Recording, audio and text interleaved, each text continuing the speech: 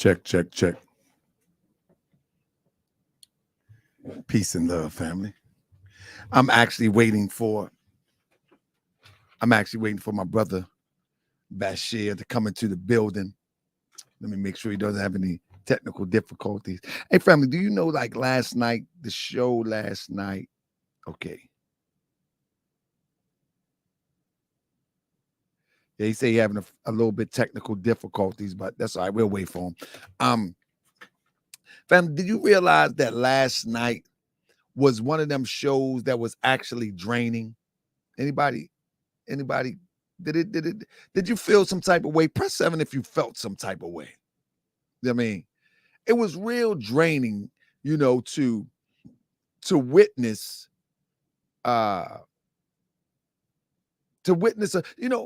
man, it's just hard to talk about because a lot of people have covered the story, and it seems to be that it has just turned into a social media viral story,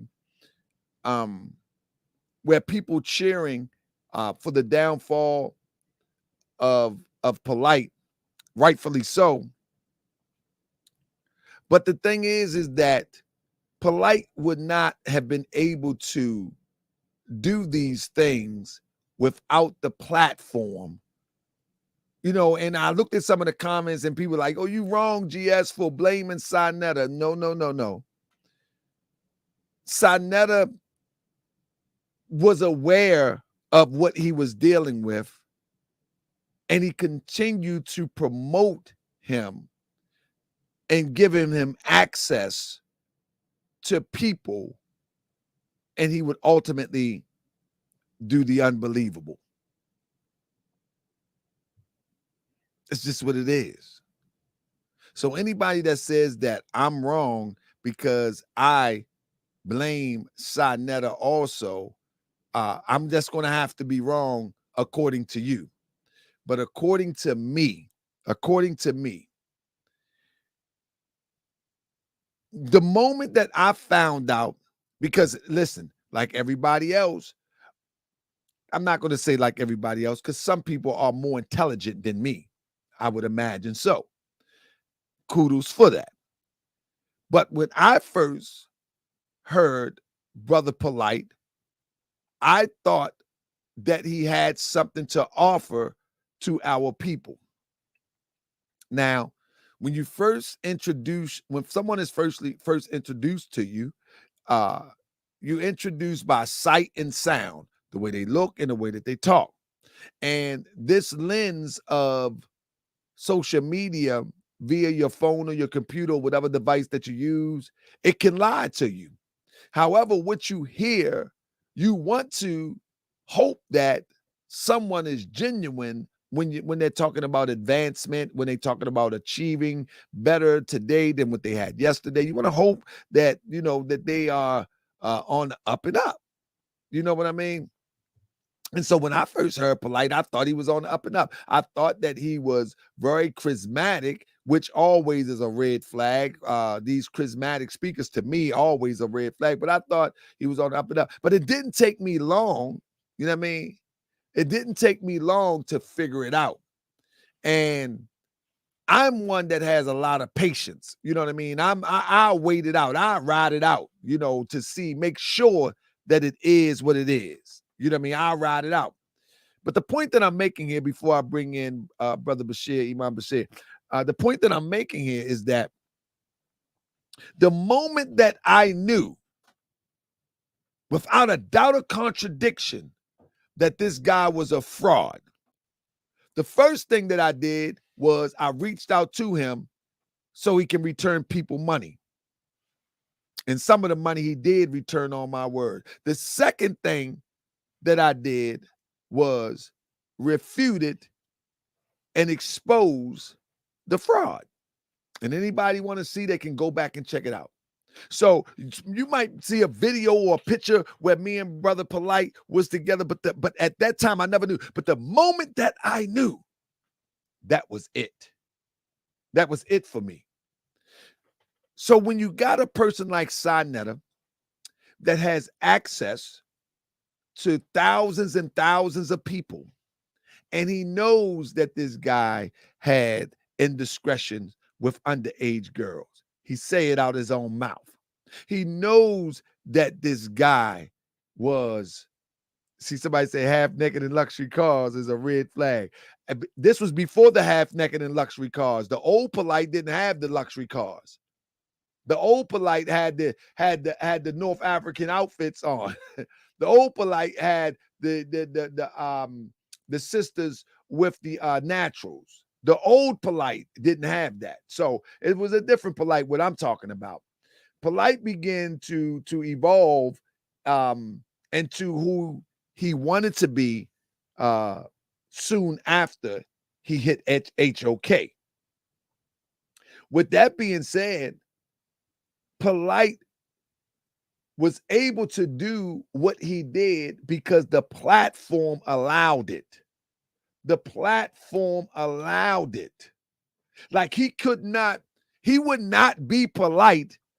Do anybody understand this point? He would not be Brother Polight without HOK and Saneter. This is a fact. That doesn't mean that he wouldn't be influential. That doesn't mean that he wouldn't have been doing his thing, because he was doing his thing before HOK. That's not what I'm saying. What I'm saying is it gave him a bigger reach. It gave him a bigger celebrity. See, back then, this is why Tariq Nasheed infiltrated with Hidden Colors after calling people on 125th dusty hoteppers. And then he infiltrated with Hidden Colors. Because the knowledge that was coming out there before Polight, it was very instrumental in waking people up. When a camera got on somebody and a mic got in somebody's face, they were spitting knowledge that was getting to celebrities. They were spitting knowledge that was getting to people of influence. When the commercialization came, that came with Polight.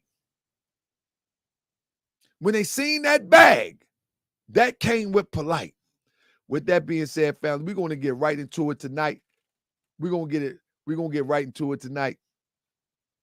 I want everybody to share this, man. This is going to be a deep conversation. I'm going to interview my brother Bashir. Brother Bashir is in the building. And it goes without introduction, but for those that don't know, which I don't know how they wouldn't know, the great Imam, Brother Bashir, I don't know how they wouldn't know, but for those who don't know, brother, tell everybody a little bit about yourself so we can get started, brother. Peace. Assalamu alaikum. I've been around for a little some years now. Absolutely. Yeah. But I'm Brother Bashir, in case you don't know. Been a part of the Hostage Consciousness. Primarily, my main home is the Ahmadiyya Muslim community. And yeah, man, we've been around the House of Consciousness for about 13 years. You know, when it begun its YouTube era, you know, like from the DVD era to the YouTube era, you know, I was fortunate enough, but unfortunate, to be a part of the movement. And I'm ready to get let me some stuff here together. Brother Bashir, were you living in New York at the time? Are you from New York? Where exactly are you from? I'm from Philadelphia, where I am now. But I've been moving all around this country. Because my brother in DC be like, man, Bashir, he out this way now. But you yeah. well, you know, one thing that I do is one, you know, our Ahmadiyya Muslim community, you know, we have masjids all over the place, so I'm always traveling. And then two, I do run businesses, legal businesses, legitimate business, and actually hire Black people, you know, with the proper paperwork and all that good stuff. And you know, a couple of offices and locations around the country. So, you know, all praise due to the Most High. So yeah, man, we keep it moving, and hopefully we'll keep growing. And yeah, that's get it. With that being said, I got to send my brother Musa a link. I don't even know if you on tonight. You know, my brother Baron Musa, I got to send him a link real quick. Yeah. But with that being said, let's take it back a little bit, because I got into the House of Consciousness in the DVD era, where people would come to 125th and they would buy a bunch of DVDs, and the small conscious circles here in Baltimore would purchase them from someone who had went up, and now they at the flea market or whatever. And so ultimately I would go and get a bunch of DVDs and basically try to use it to raise money for the temple, for the Moorish Science Temple of America. I knew it was the next big thing coming. You know what I mean? I actually got arguing with my Grand Sheik, like, we can't be selling these DVDs, because, you know, Saneter was actually bootlegging other people's product. And then he was selling them, but he was selling them in bulk, or you could buy them individual. But with that being said, my Grand Sheik, you can't sell this in here. But I seen it coming. And so I was like, you know, we need to do our own thing. You know, here in Baltimore, we need to do our own thing. But, you know, the elders here, they was more stuck into their ways. So I actually seen it coming. But anyway, with that being said, I watch it transition from uploading DVDs to actually standing out on 125th. And that standing out on 125th live stream upload, it was first uploads and then it was a live stream. You know what I mean? It was first DVD uploads, then it was recording on 125th, and then it was live right on 125th. So I've seen the whole transition, right? But you were there in the inception of the uploads of the conversations. You know, yes, sir. And you know something, I need to backtrack that a little bit, because I was aware of Saneter with the DVD days through Solar Mind. A lot of people should know Solar Mind, because Solar Mind actually introduced me to Saneter, you know. So, you know, he was getting the DVDs, and at this time I was living in Philadelphia, right where I am now. And Solar was telling me about Saneter and these DVDs, like you were saying. And, you know, so I thought it was, as well as he did, and I guess everybody thought that, you know, it's a platform to serve Black people, serve the so-called Black man and woman's interests, and try to develop a level of consciousness and understanding and awareness as to what's going on, you know. And so I was aware of the brother, and, you know, watching the DVDs before I actually, you know, did my first interview with the brother. You know, so I had some experience with, you know, Saneter and the DVDs, but I don't know if you want me to go in, but no, not yet, because okay. I want people to understand. Like, people say they was back with the VCR tapes. I seen the VCR tapes, but I really come in with the DVDs. But what I'm trying to establish here, I wanted to ask you before you flow. Do you remember when Polight first came on the scene? I think I can recall when he first came on the scene, and man, he was just rambling and mumbling, bubbling. He was just do you remember that? Absolutely, 110%. Can you capture that moment for us? Absolutely. I mean, the first time I met Polight, but we got to keep this in mind that, you know, I came to that circle with the intent of Black nationalism, you know, with the intent of we can put the religious differences aside, and we can actually, you know, focus on some of the social ills that we are dealing with, you know, in our community. So I said, well, it doesn't take a whole lot to actually deal with the social ills, you know. So meeting Polight, meeting Ali Muhammad, I mean, who else? Natural Tahuti. Who else am I missing? Baby Hebrew, Minister Inky, can't forget him. You know, so that core group, Shaka Akmos, Uncle Ket, the Amin Ra Squad, even Garfield, you know, Garfield at the time. Not too active as in the live streaming and being on 125th from time to time, but, you know, he was more of a later, you know, shoe-in. And yeah, so I thought that it was really an amazing, group of people, and I thought this guy was doing amazing things, But when I met Polight, it was, and I did my first, I guess it was a battle, but it was non-scripted. It was kind of thrown out there, and the people watching. Bro, that was crazy though. I don't mean to cut your wisdom, but that was the unique thing about Saneter TV in the beginning. We thought it would be an organic conversation, and it would automatically be coerced by Saneter into a battle, debate, and a back and forth rah-rah. But the conversation would start off as seemed like an innocent dialogue. They got me like that twice. Right. But which was okay, but which I'm gonna get into in a little bit. But the thing that I found out later, because when I first got there, my understanding was these are black men that love each other and want to try to support each other and have a good thing going, And the first interview battle, I guess I had with Polight, which was the first time I really met Polight, was speaking on Allah and Islam in general.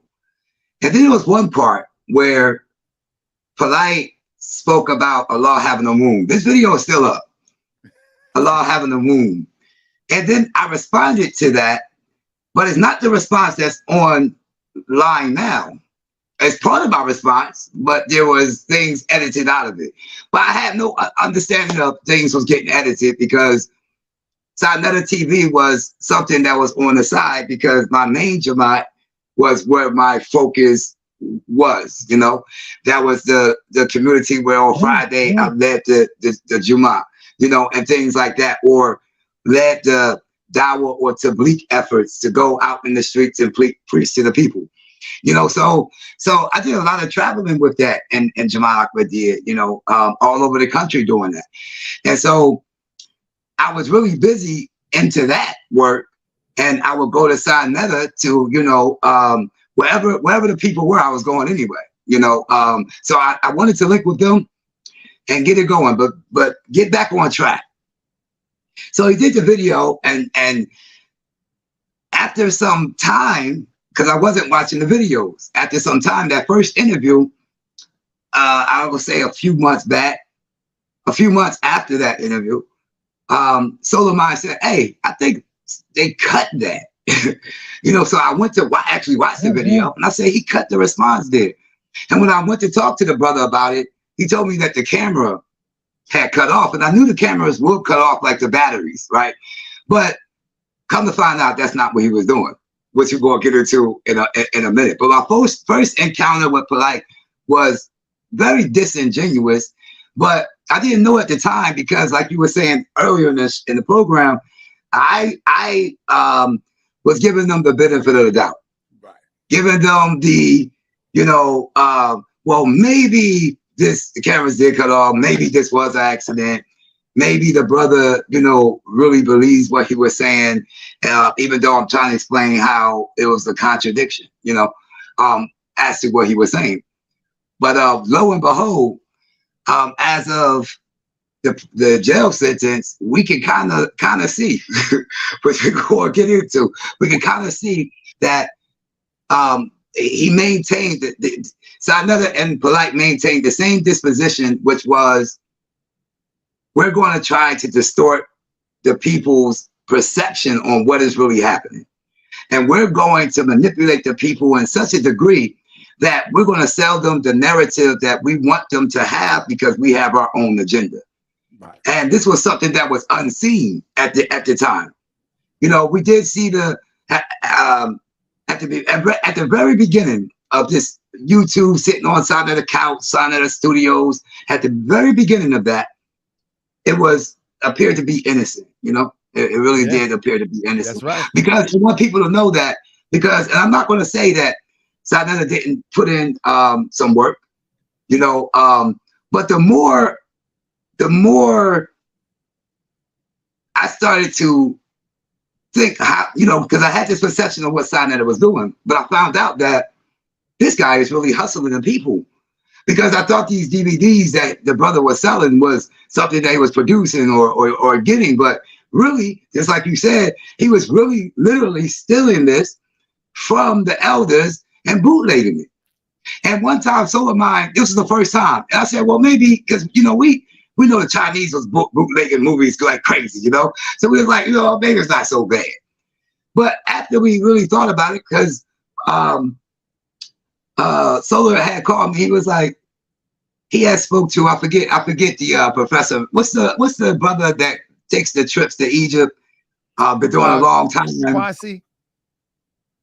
Say it again. I think his name Kwasi. That's not ringing a bell, but we're gonna get his name. But anyway, he does these Cryptonomics know his name. What's his name? That's right, Ashra Kwasi. Ashra Crazy. Ashra Crazy. Yes, Ashra Crazy. I butcher his name every time. Crip always got to write it in there for me. Thank you, Crip. Thank you, brother. So Ashra Crazy, but we're gonna turn it up. It's gonna get the show gonna get real spicy in just a moment. But Ashra Crazy, and so I said, man, if Ashra Crazy literally goes to Egypt and puts in the time and put in the money and then record these things and then bring all of that back, and then someone doesn't make a deal to try to sell it, you know, like, listen, I'll buy 50 for, you know, whatever the wholesale price is. But no, we're going to rip off the elders and bootleg their materials and get rich off the elders back. So we didn't know that this was happening because we was the YouTube era, but we didn't know it was in the depth of those DVDs. Because a majority of them was bootleg DVDs, you know. So he was already bootlegging consciousness. And so it's like, well, some people may say, well, that's not too bad. But at the core and root of what we're trying to do is to empower Black people. So we have to protect the knowledge. We have to protect the information that we are putting out to the people, and we have to make sure that the people get supported and they're actually putting the work, especially the elders and the teachers. And as we go on in this program, we will see that they really allowed the elders to actually, oh, you know who I got a name too that always slips through the cracks? King Simon. And I'm sorry.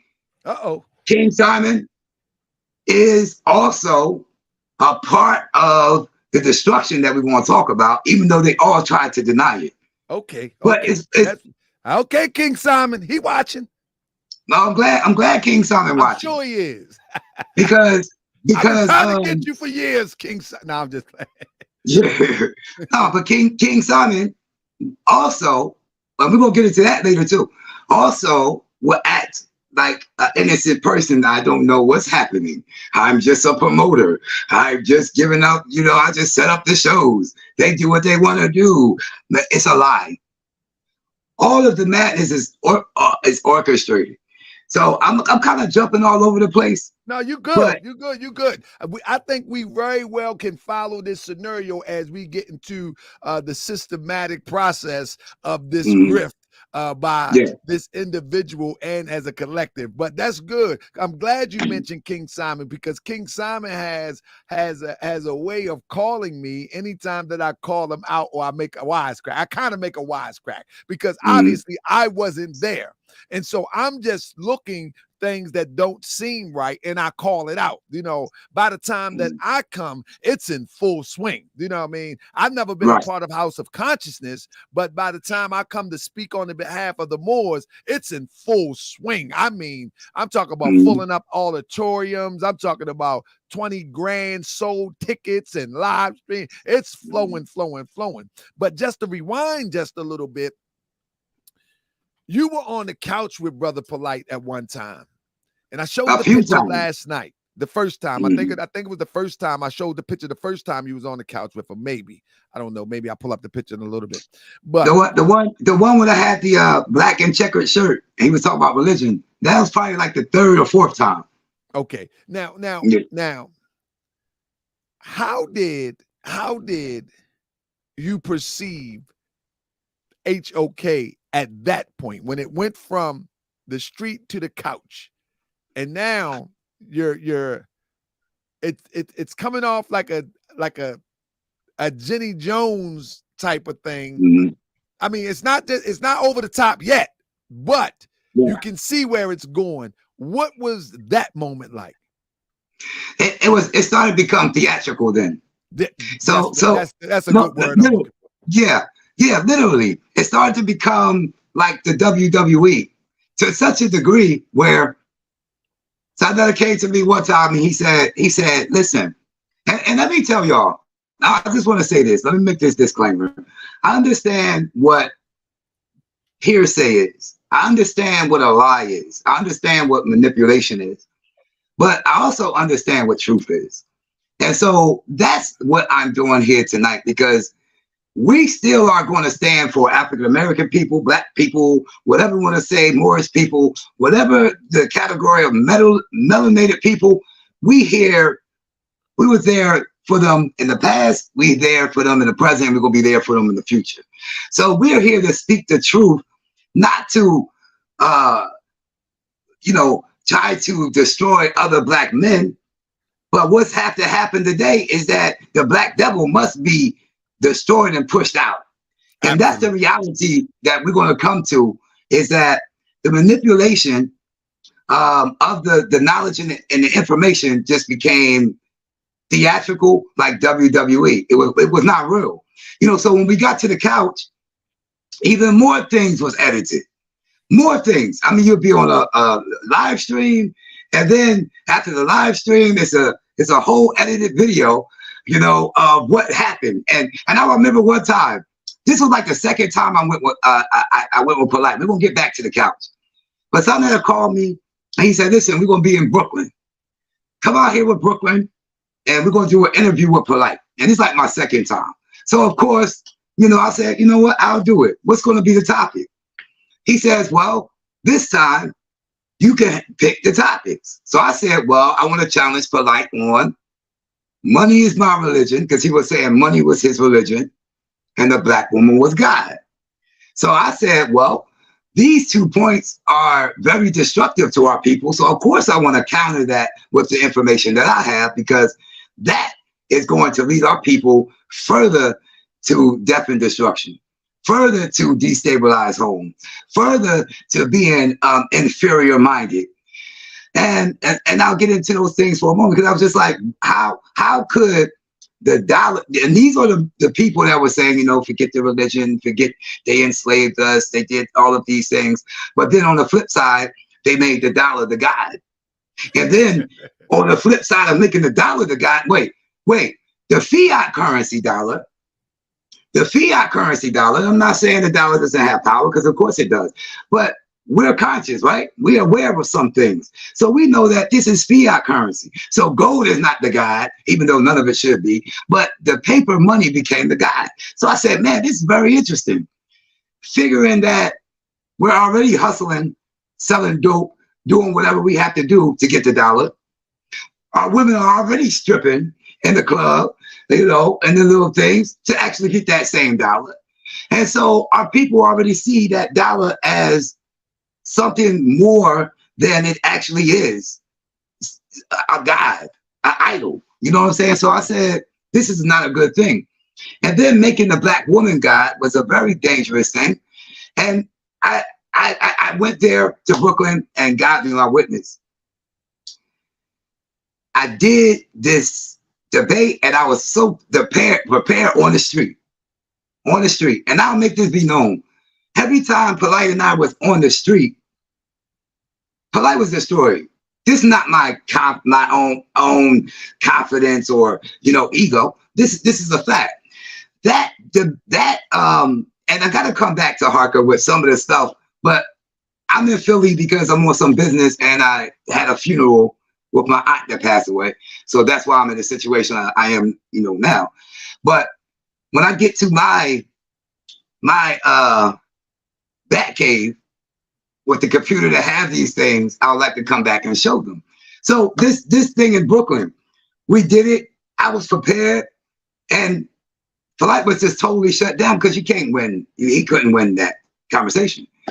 So when the video went up, Saneter entitled it, Polight like goes in on Imam Bashir. And I said, okay, let me watch this video. And by Allah, swear to Allah, we were out there for about 2.5 hours, about 2 hours of film. The video was probably like an hour or some change. Brother Bashir had literally about 2 minutes on that entire video of me having that debate. I said, oh my God. Not only did he cut my entire part out on one of those videos, like my entire thing. It was sound like a Brother Bashir here, you know, we're gonna have these conversations, talk, and then it was like, that was it. The rest was polite. Like, hold up, what did Brother Bashir say to any of that? Like, nothing. And I never seen him cut it like that. I was like, whoa, bro, you just totally cut everything I had out. But nevertheless, those are the type of things we're going to talk about, but we're going to talk about why, you know, they actually did that. And when you let me, just before we go, I'll answer your questions, but I guess I'm ready to just jump out the cage because I want to prove something. I have one more question. Mm. Actually, two. Were you able to see the show last night? That show, brother, first of all, you are the Grand Sheik in the building. You my Grand Sheik, brother. You have proven, no, brother, you have proven, you know, that information can be fun. Information should be fun. And the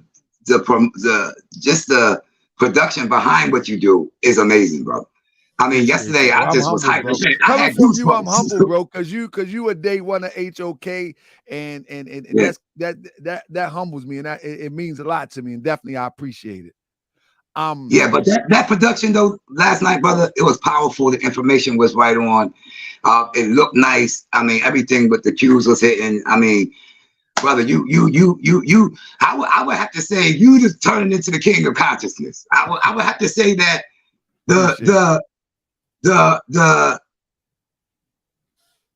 that crown gonna have to be passed over, you know, for real. Because I think that you took the platform to where Saneter should have had the platform, you know, the direction and that the integrity behind it, you know. So that right there, brother, is I mean, hats off, man, for real. May Allah bless you for that, for real. I appreciate that. What the question that comes with that, brother, I definitely am humbled and I definitely appreciate that, especially coming from you, because you've seen the changes, you have seen the growth of myself.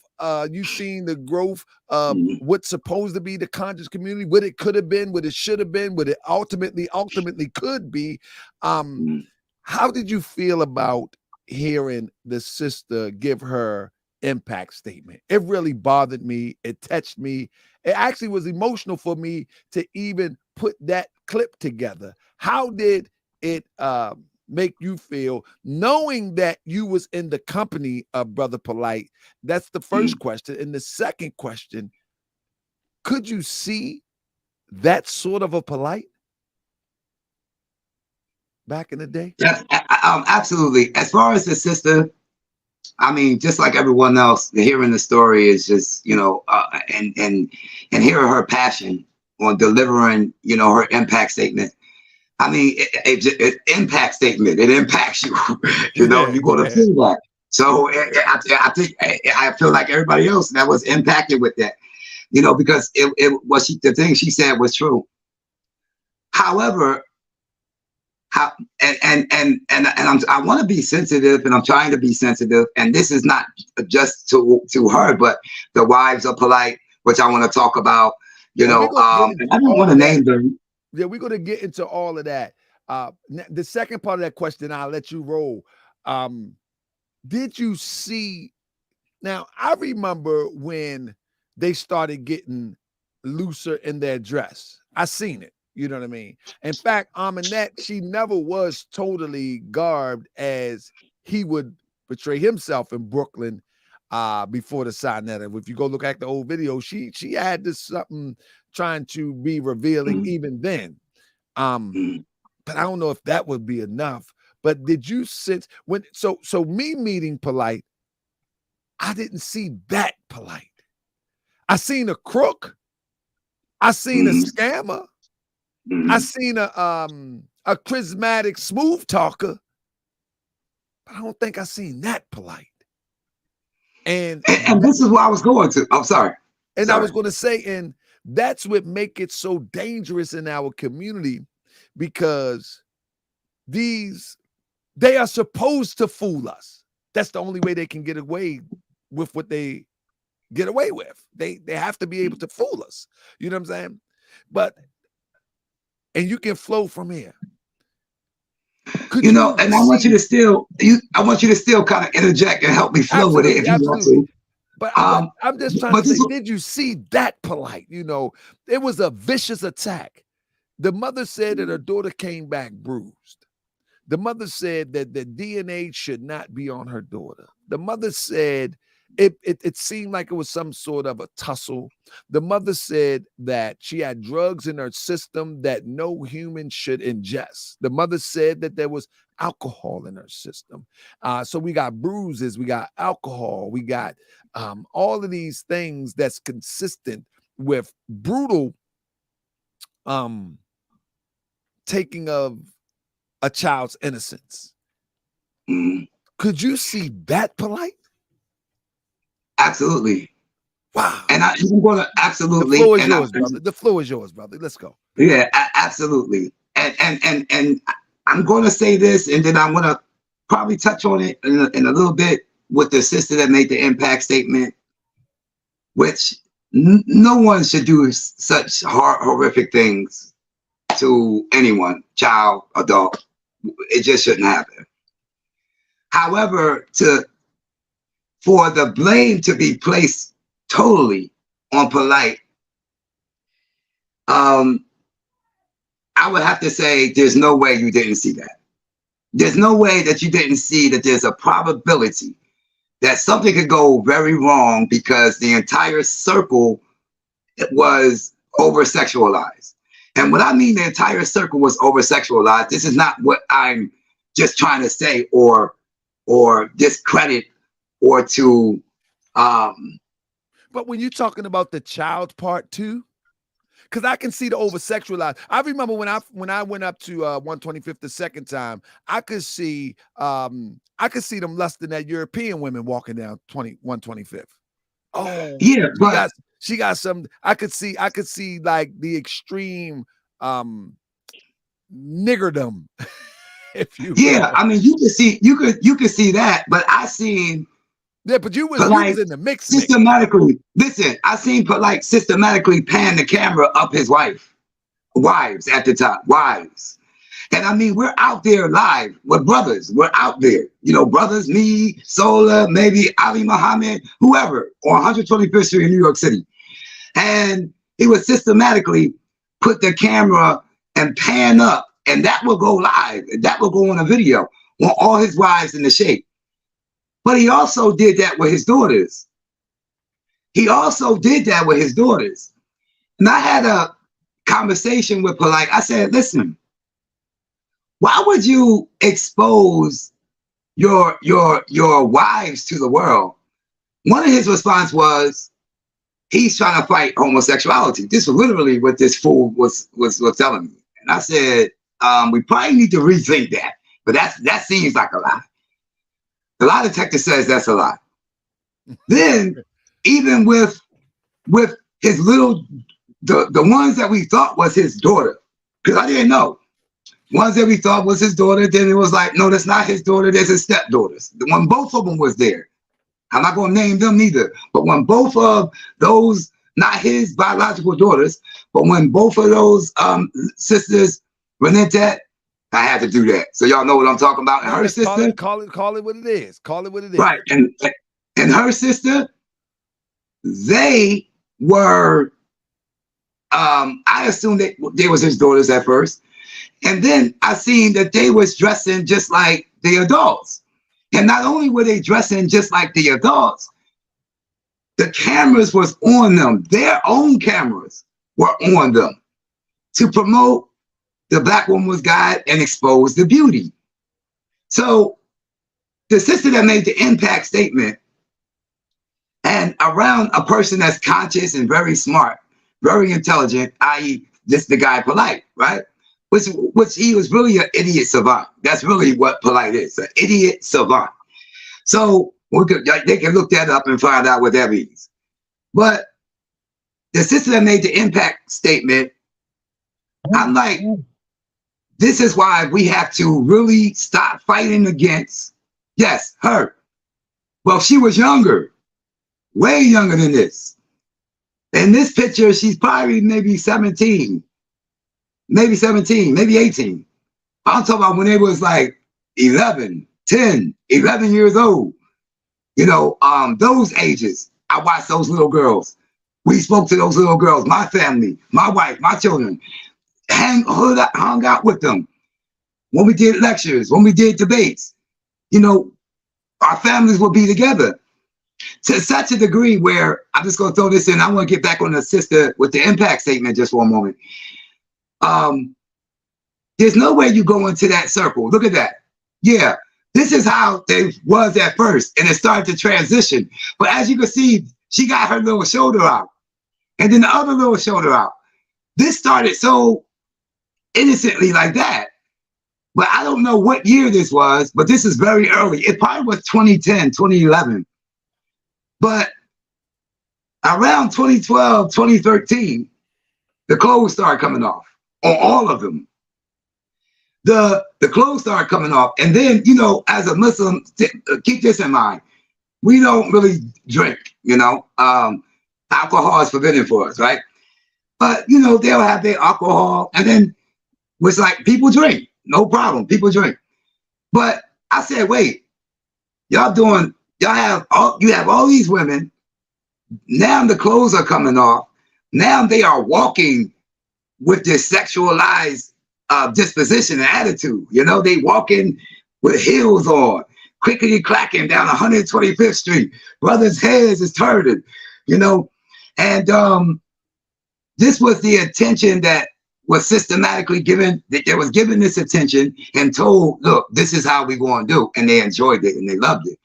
And so with the sister, I'm like, I know, and I didn't get a chance to meet her. I didn't, because she's relatively new. But however, I know Polight's family, I know his disposition, I know how they move. And I know for a fact that he was so proud to tell me, like, listen, we do have sex with each other, all of us. My wives have sex with them. And then he brought a guy. When I knew something was wrong, he brought this sexual guru and had a lecture about a guy that can make women have orgasms without touching them. And this was a very big thing amongst the Polightites, you know. And I got it in the archives. Yeah. So he was pushing it, but you should have heard him talking that in the street. You know, like, yeah, this is what we could do to women. This is how we, without touching them. And so it just started more sexual. But what I understood was sexual deviancy is bound to happen. We can see that in America already. So the more the society or the women and the men are sexualized, that is what opens the door to child molestation, rape, pedophilia, etc. Those are the things that really open the door to that. This is statistically true, as well as religiously true. You know, so the thing with the sister with the impact statement is all of them to a degree are very reckless.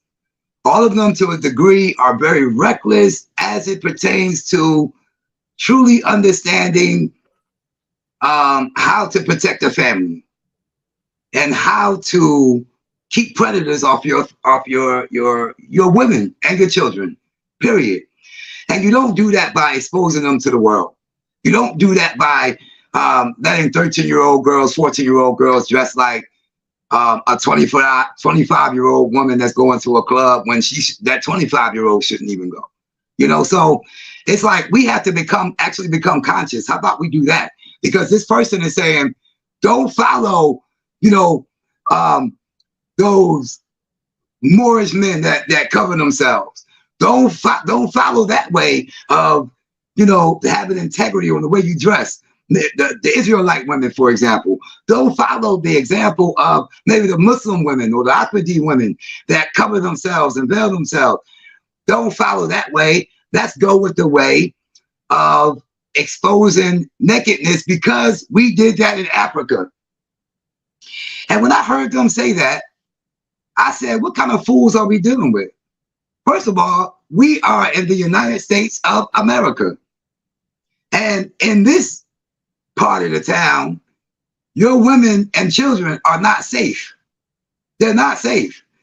And particularly when it comes to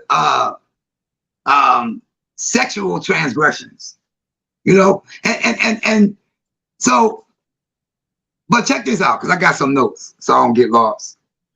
But then on top of all of that, we found out that he was not only a student, but a student. I don't think he was a literal, well, he was at Tamaray, so he was a part of that movement. But he really was trying to embody the essence of Dr. York. But then I said to myself, well, who is this man, Dr. York? And doing some more research, and I'm like, wait a second. This man was convicted for the same sexual deviancy that we speak about or speak against. And this person is following them. Not only is he following him, he bore witness on video, which I knew then, bore witness on video that if in fact he thought Dr. York done molested 1,000 children, I think that's what he said. That's what he said. He still will respect him, love him, and honor him, because that's who saved him. That's who saved him. So I said, wait a second. Here's a guy that says the black woman is God, but he will throw the seeds that come from their wombs under the bus for one black man. So I was like, it seemed like that man is your God and not these women. Because if it was, you would do something to protect them, I would suppose. So, you know, so all of those things added up. It was, okay, you came in, it was African dress. You look like a Muslim, you know what I'm saying? Got a kufi on, got a, you know, jilbab on, and just a dashiki, maybe something like this, you know? And then, boom, it turns to Hollywood. Clothes come off, then supporting the Dr. York position. Saneter also knew this, because he recorded this, filmed this, that this man is saying he would still love, follow, honor, respect as he did. The man, yeah, he was dressed like that. The man, but that was before Saneter TV. That was before Saneter TV. But yes, sir. Hey, Brother Bashir, you know I got the archives deep. Your ammunition is long, brother. I'll be scared of if anything come up like, man, don't let this guy get it. he gonna go all the way. But yeah, so nevertheless, Saneter knew and understood Polight's position. He knew and understood what was taking place. He knew and understood that this man wants to be Dr. York, to the extent that he called him little Dr. York. And during these times, this is when I first started hearing, like, hold on, what's going on? Because I didn't know, you know, I thought we was on Black Power and then we doing this, and now all of a sudden things are creeping in. What they doing in the dark is coming to the light. You know what I'm saying? So I'm like, this stuff coming to the light that is going to destroy our communities. And we cannot allow them to destroy the community. So I tried to battle in a way, in a debate format, but every time we did it, he would cut the videos. He would manipulate that. The same thing he tried to do in court to get the lawyers to get that impact statement not to be heard, get people out of the courtroom. That was their MO whole time.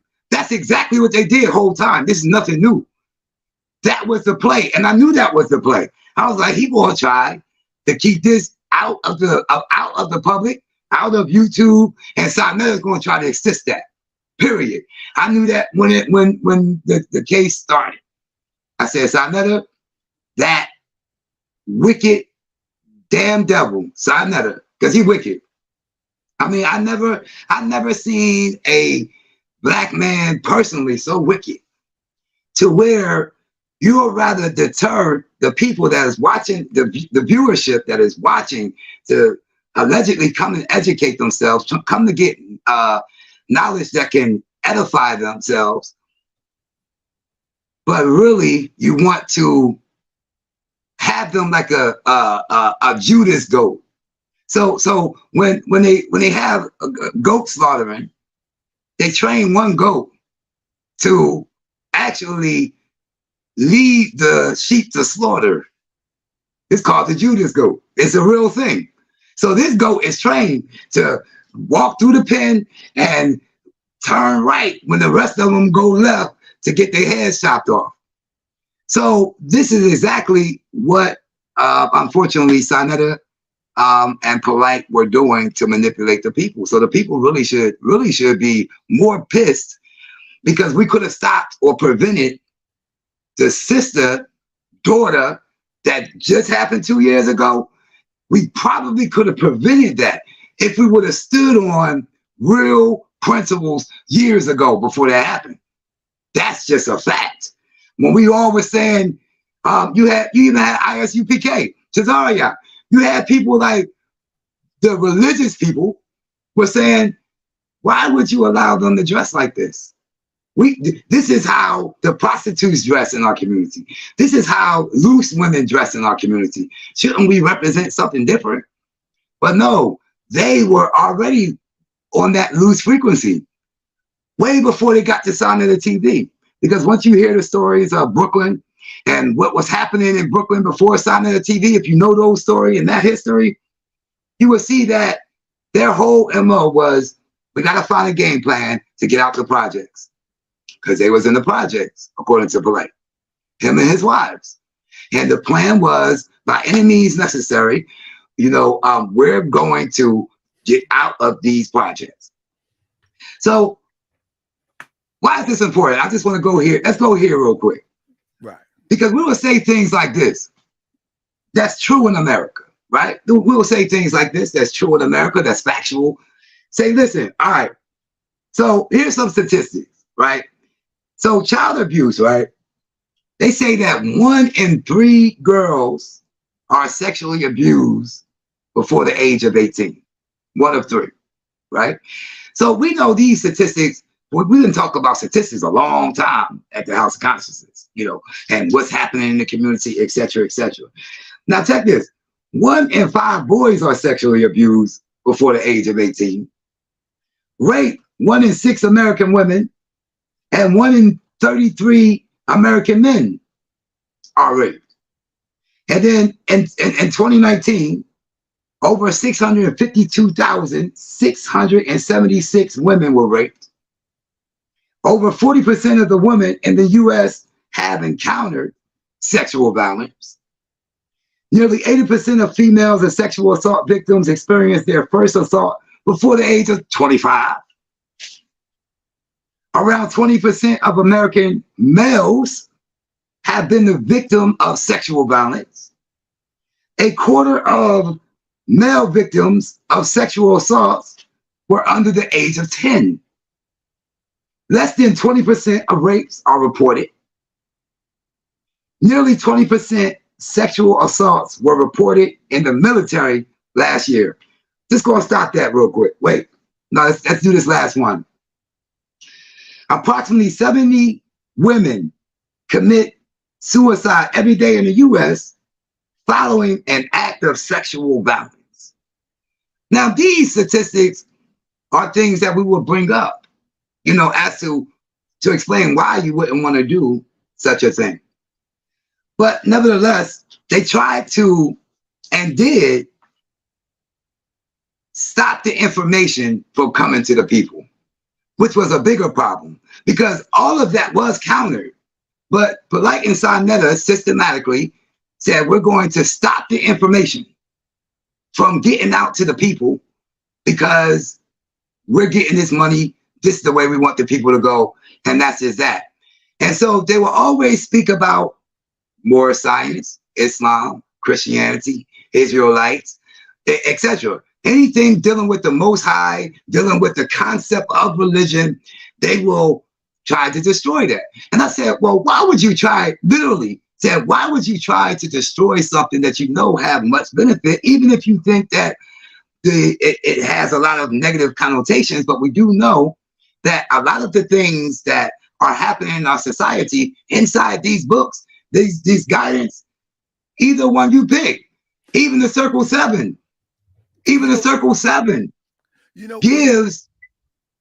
Go ahead, bro. I was going to say, what stood out to me about the so Saneter have reached out to me quite a few times when I put my big mouth into the conversation.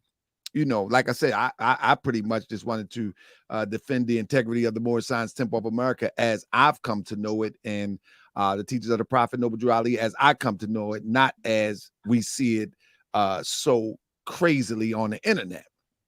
And so quite a few times Saneter reached out to me to debate Polight, and one of my first thing was like, you can't pay me nothing. You know what I mean? We can go half on a venue, but you're not paying me nothing. That's number one. Second of all, one of the things that always was a brick wall, that he wanted to debate me about something about Moorish science. But when I would say, well, what is your core belief? He didn't have one. He would say that he follows Doc, but I knew Nuwabians. I knew transitions of Dr. York's movement. And so he would be kind of all over the place. Now, he knew some key stuff, you know what I mean? Like, he got a photographic memory, you know what I'm saying? Yeah. So he knew a lot of key stuff that that Dr. York taught in the box, because he was in the box that he was in, Polight. However, when I tried to get into, okay, what is your core belief? He really couldn't explain it. So I said, so you're going to interrogate me. And I said it live a few times. So you just want to interrogate me. But now I can't interrogate you because you saying that you don't believe this part, but you believe this part, and you don't believe this part, but you believe this part. So and then I would say to Saneter, this is how I knew it was crazy. What do you believe? I believe in Black power. What does that mean? I couldn't really get anything out any of them. And so, to your point, now it makes so much sense to me why they would move in the direction of trying to disqualify everything that was on the ground that's in our community that would be religion to them, because no one could go back and challenge what they would say. We were all, when you go back and look at the videos, everybody was defending their position, but there was no way to even counter and get them to defend their position. And that's a clear sign of COINTEL. That's a clear sign of being an operative of changing the narrative. Like you say, they stopped teaching. And then it came to the point where everybody was defending. If you were a Muslim, you was there to defend it against Polight for the most part. If you was a Hebrew, you had to defend it against Polight. If you were more, you had to defend it against Polight. And if you starting to bust them upside the head, now you're going to defend it against Polight and Saneter. Right. But yeah, I thought that was very interesting that you said that, because it seemed like everybody had to be on the hot seat as opposed to what a real debate is about. A real debate is about, I'm going to challenge your belief, you can challenge my belief, and we'll meet on Center Street and see what makes sense. But that wasn't the case. That wasn't exactly. And I'm glad that you. Go ahead, brother. Go ahead. No, I want that thought right there. Go ahead. Go ahead. I wanted that thought right there. You said, I'm glad that you. I got the question. I can hold it. Yeah, I'm glad that you. I'm glad you brought it up. Like their positions. You know, like you couldn't pin them to like, where do you really believe and stand on? Right. I thought that at first, and I was like, what are they standing on? But like you said, I had said that nothing. I said, these guys aren't standing on nothing. But that was incorrect too. I said, these guys told us, but we missed it. Money was the guide. There you go. That was really the thing, cloaked under Black consciousness, cloaked under that. And I was offered contracts. That was inside that. I did an interview. I forget what it was.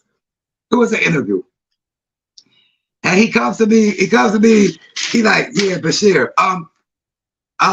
His wife too. Who? He said, Bashir. Hold on. Who came to you?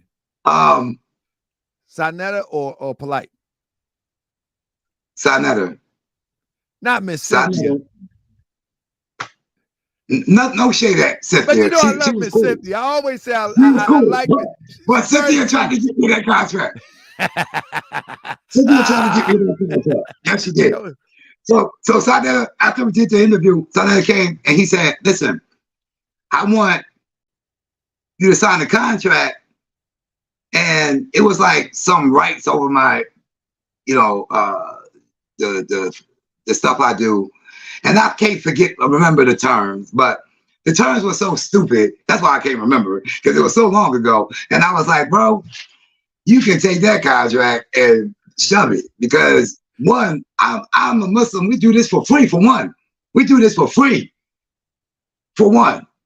For two, for you to try to box me in a very one-sided like deal, I was like, ain't no way I'm doing that. He's trying to get you to 360. Yeah, this is his wife. His wife came and said, Brother Bashir, you should take the contract and just sign it, brother. No, Miss Cynthia. and I was like, Sister Cynthia, love you, sis, for the sake of Allah, but no, I'm not signing that contract. And we had never spoke about it after that. And then it was, we had to wear, the Israelites have their Power Ranger thing going on. The Moors have their fans thing going on. Bashir, you're a Muslim, but you don't be wearing like the thobes and stuff like that, So why don't you wear that more often? And then I said, hold up, bro. So Bashir, what you're describing here is characters for a production. Characters for a production. It became characters. It was come to the streets, let's battle, let's talk, get information, which was good. That was good. Unless you were going to get polite, then you won't cut it all up. But nevertheless, it was pretty good doing that, but that lasted about 2.5 seconds. And then the theatrics started to come. And it was, if you're not wearing this, and then literally to the point where it was, Brother Bashir, we want you, it was positions they would want me to take that was countering my position. I was like, how you gonna want me to take a position that's countering my position? And then, it was the trying to buy me, like real talk. Like, Polight was like, hey, we'll give you, I forget how much. He was like, we'll change your name to Nasu something. And it's on video. It's actually on video, part of it. I gotta find it. It's on video of him saying that. And you could be a part of our thing, and of course he gave some of why. And then I told the brother, I said, brother, I will never do that because I know that you guys are going down. I don't know where it's going to go, but I know your direction is going to go down because we already see it in America. Our people don't need to see your wives naked because we on 125th Street. All the women are naked. All the men are already doing that. So what? We need to see you with cars? We already see the cars. In fact, if you are on the lower end of things in the hood, the drug dealers got the good cars. And we're trying to, attach to that. So BET showing us all of the naked women, the cars, the money all of that. We already see that. You know what I'm saying? And then how people are so silly, because at first it was, UCC, and it was sovereign this. You could get this paperwork, and you can do this, and Polight was selling them. And then I'm on a video saying it too. I'm gonna find it. Well, I was like, well, if y'all want something to buy like that, I'll get it cheaper. We'll give it to you for $19.99 instead of $2,000. Brother Bashir, that's what brought me out of the temple onto the internet. Because a lot of that stuff they was associating with Moorish. And that was the main reason, because I was watching that. I was like, nah, this ain't it. This has nothing to do with Moorish science, nothing. And Polight not even being a member of any particular Moorish group, but even they would associate what he was doing to be associated with Moorish. And little do people know, even to this day, it's still hard for people to understand that that has nothing whatsoever to do with Moorish science, because that's how deeply ingrained it's been put into people's mind that it has something to do with Moorish science. Has nothing whatsoever to do with it. And when Polight was doing that, I was like, I thought he was, at that time, I was like, well, maybe he been exposed to something wrong, but the guy seems to be brilliant, and he maybe just exposed to something wrong. But as time would show, that he went from hustle to hustle. Yeah, I thought that too, until the fool was saying, nah, if you buy this UCC, or no, you get that. You are free. Yeah, Ali Muhammad was doing it too. That's right. Ali, yeah. Ali Muhammad, oh yeah. And I was chopping him up about that. Even Ali Muhammad, he was another one, but I think he jumped off it quick, because I did a whole thing on him, because he tried to go to Canada some years back when we all was together. He tried to go to Canada, and then I don't know which one of them called me and was like, hey, Ali Muhammad can't get into Canada because he don't have a passport. He tried to use a paper. I remember that. And he had a debate with some Moors. He had a debate. That's right. I remember that. He had a debate with the Canaan land Moors. Yes, the Canaan land Moors. Yeah, yes. I remember. He couldn't get across the border. So I said, but he came home, Ali Muhammad. I'm not going to beat him up too much, because even though he tried his little flim-flam scams for a second, I think he was intelligent to know that don't go down this path. And he stopped. Like, I'm not going to, really go down that path. But that's how I feel. But nonetheless, talking about these guys has got me all over the place. So let me get recentered. It's good, bro, because I think a lot of people, one thing that I remember, one thing that I bear in mind about doing social media, you have a lot of people that are joining now, and you got half that can remember, and then you got half that almost was duped. You got another group that have been duped, and then you have another group like, wow, this is interesting. So, like people say, why do I keep doing all these videos about someone, because I understand that social media, that new people are tuning in all the time. So this is new information. To me, you've been helping me to reminisce, like, hey, I remember dude got stopped at the border. He couldn't get to the border with this fake paperwork. You know what I'm saying? So yeah, this is all good. But I want to rewind real quick, brother. I want to ask you something about Amonette. So when I met Amonette here in Baltimore, her and Polight, they did a lecture here in Baltimore, and it seems to me that Amonette was like the manager. Like, somebody asked me, the reason why I'm bringing this question to the table, somebody asked me and say, what do you think about Amonette? You think he played her too? And I say, no, bro. I said, she appears to be the brains of the operation, the manager of the operation, and he seems to be the face of the operation, whatever that operation would be at any given day. What is your take on Amonette? When I seen her, she always was very observant. She paid attention to every book that was sold. You know, he would line his books up. Whenever he do a lecture, he'd come with his duffel bags or his boxes. He would line his books up.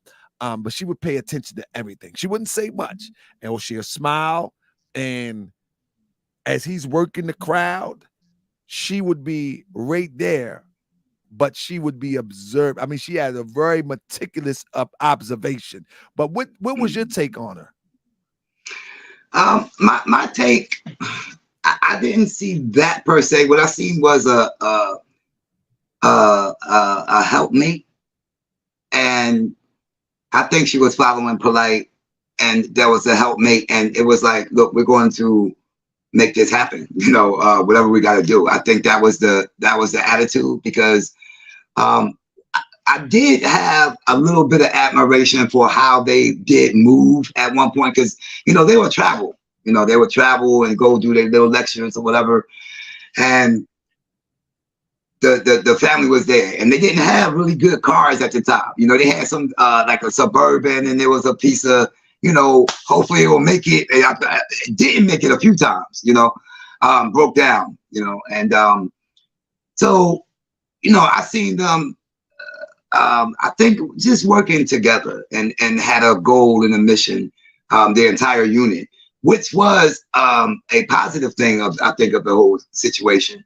You know, how you move collectively with, you know, with your family.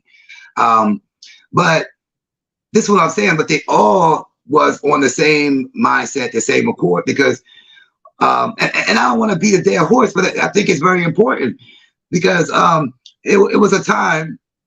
And I'm not saying you sisters, you have to do this, or brothers, you have to get your wives to do this. But my wife was wearing niqab at the time, and I didn't make her wear niqab. She just wanted to wear niqab.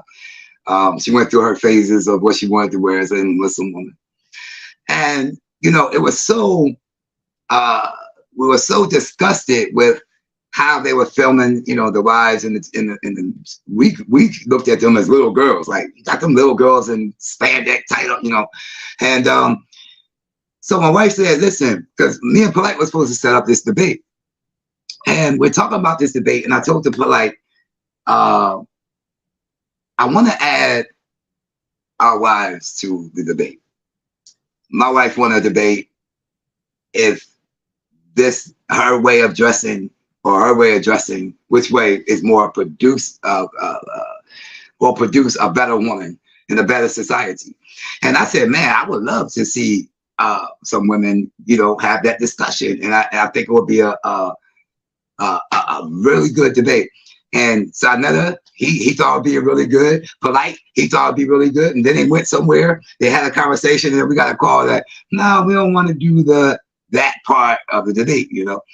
And I was like, well, why wouldn't we do that part when that is something that, you know, is really applicable, really needs to be paid attention to in our community, you know? And so they didn't want any real stuff to come out. Even when you look at the UPK and Polight debate, I really can't remember what they was debating. But it was nothing that really pertained to raising Black people or our family. I think the highlight of the debate was Cap saying he's parading his wife around like a whore. That's the only part I remember. That was the highlight of the debate. That's the that really was the highlight of the debate. Yeah, and I don't even know what the topic was either. To be honest, I don't know. I don't know. Right, because this is what we were saying. We were saying, we already have that.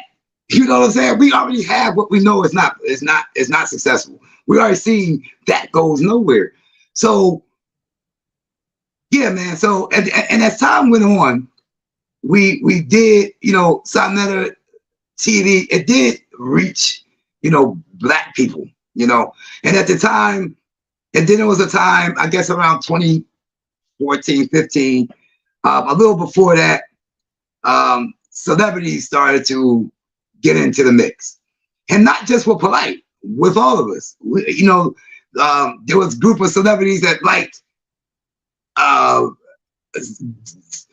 me, Ali Muhammad, so we all got celebrity friends through that funnel, and by watching Saneter TV.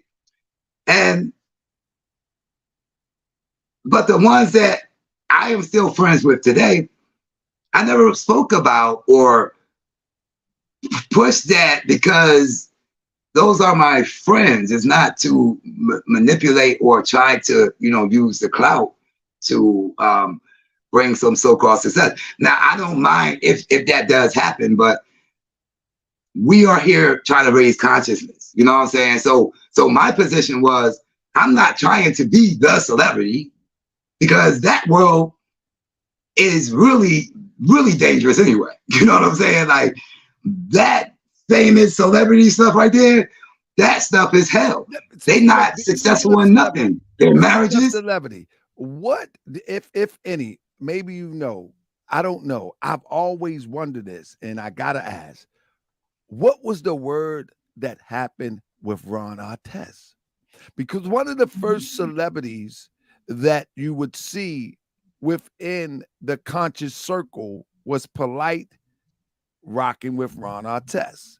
And they appeared to be tight. They both appeared to be real cool. And then all of a sudden, no more Ron Artest. And you know what? I've always wondered, did Polight swindle him? Because he just disappeared. He was talking about building communities with New Covenant. He was a member of New Covenant. The video's still out there. And then he just disappeared. Yeah, and people, because I know there are new people, so you should go back and do some research on this stuff that we're talking. Yeah. And a lot of you should refresh your memory of what's being said here today. Because the entire time he was, Saneter and Polight were the wizard behind the curtain. And he thought that, oh my God, these words, and people were saying it. Everybody was saying it. Oh, he's using words, and these 5-syllable words.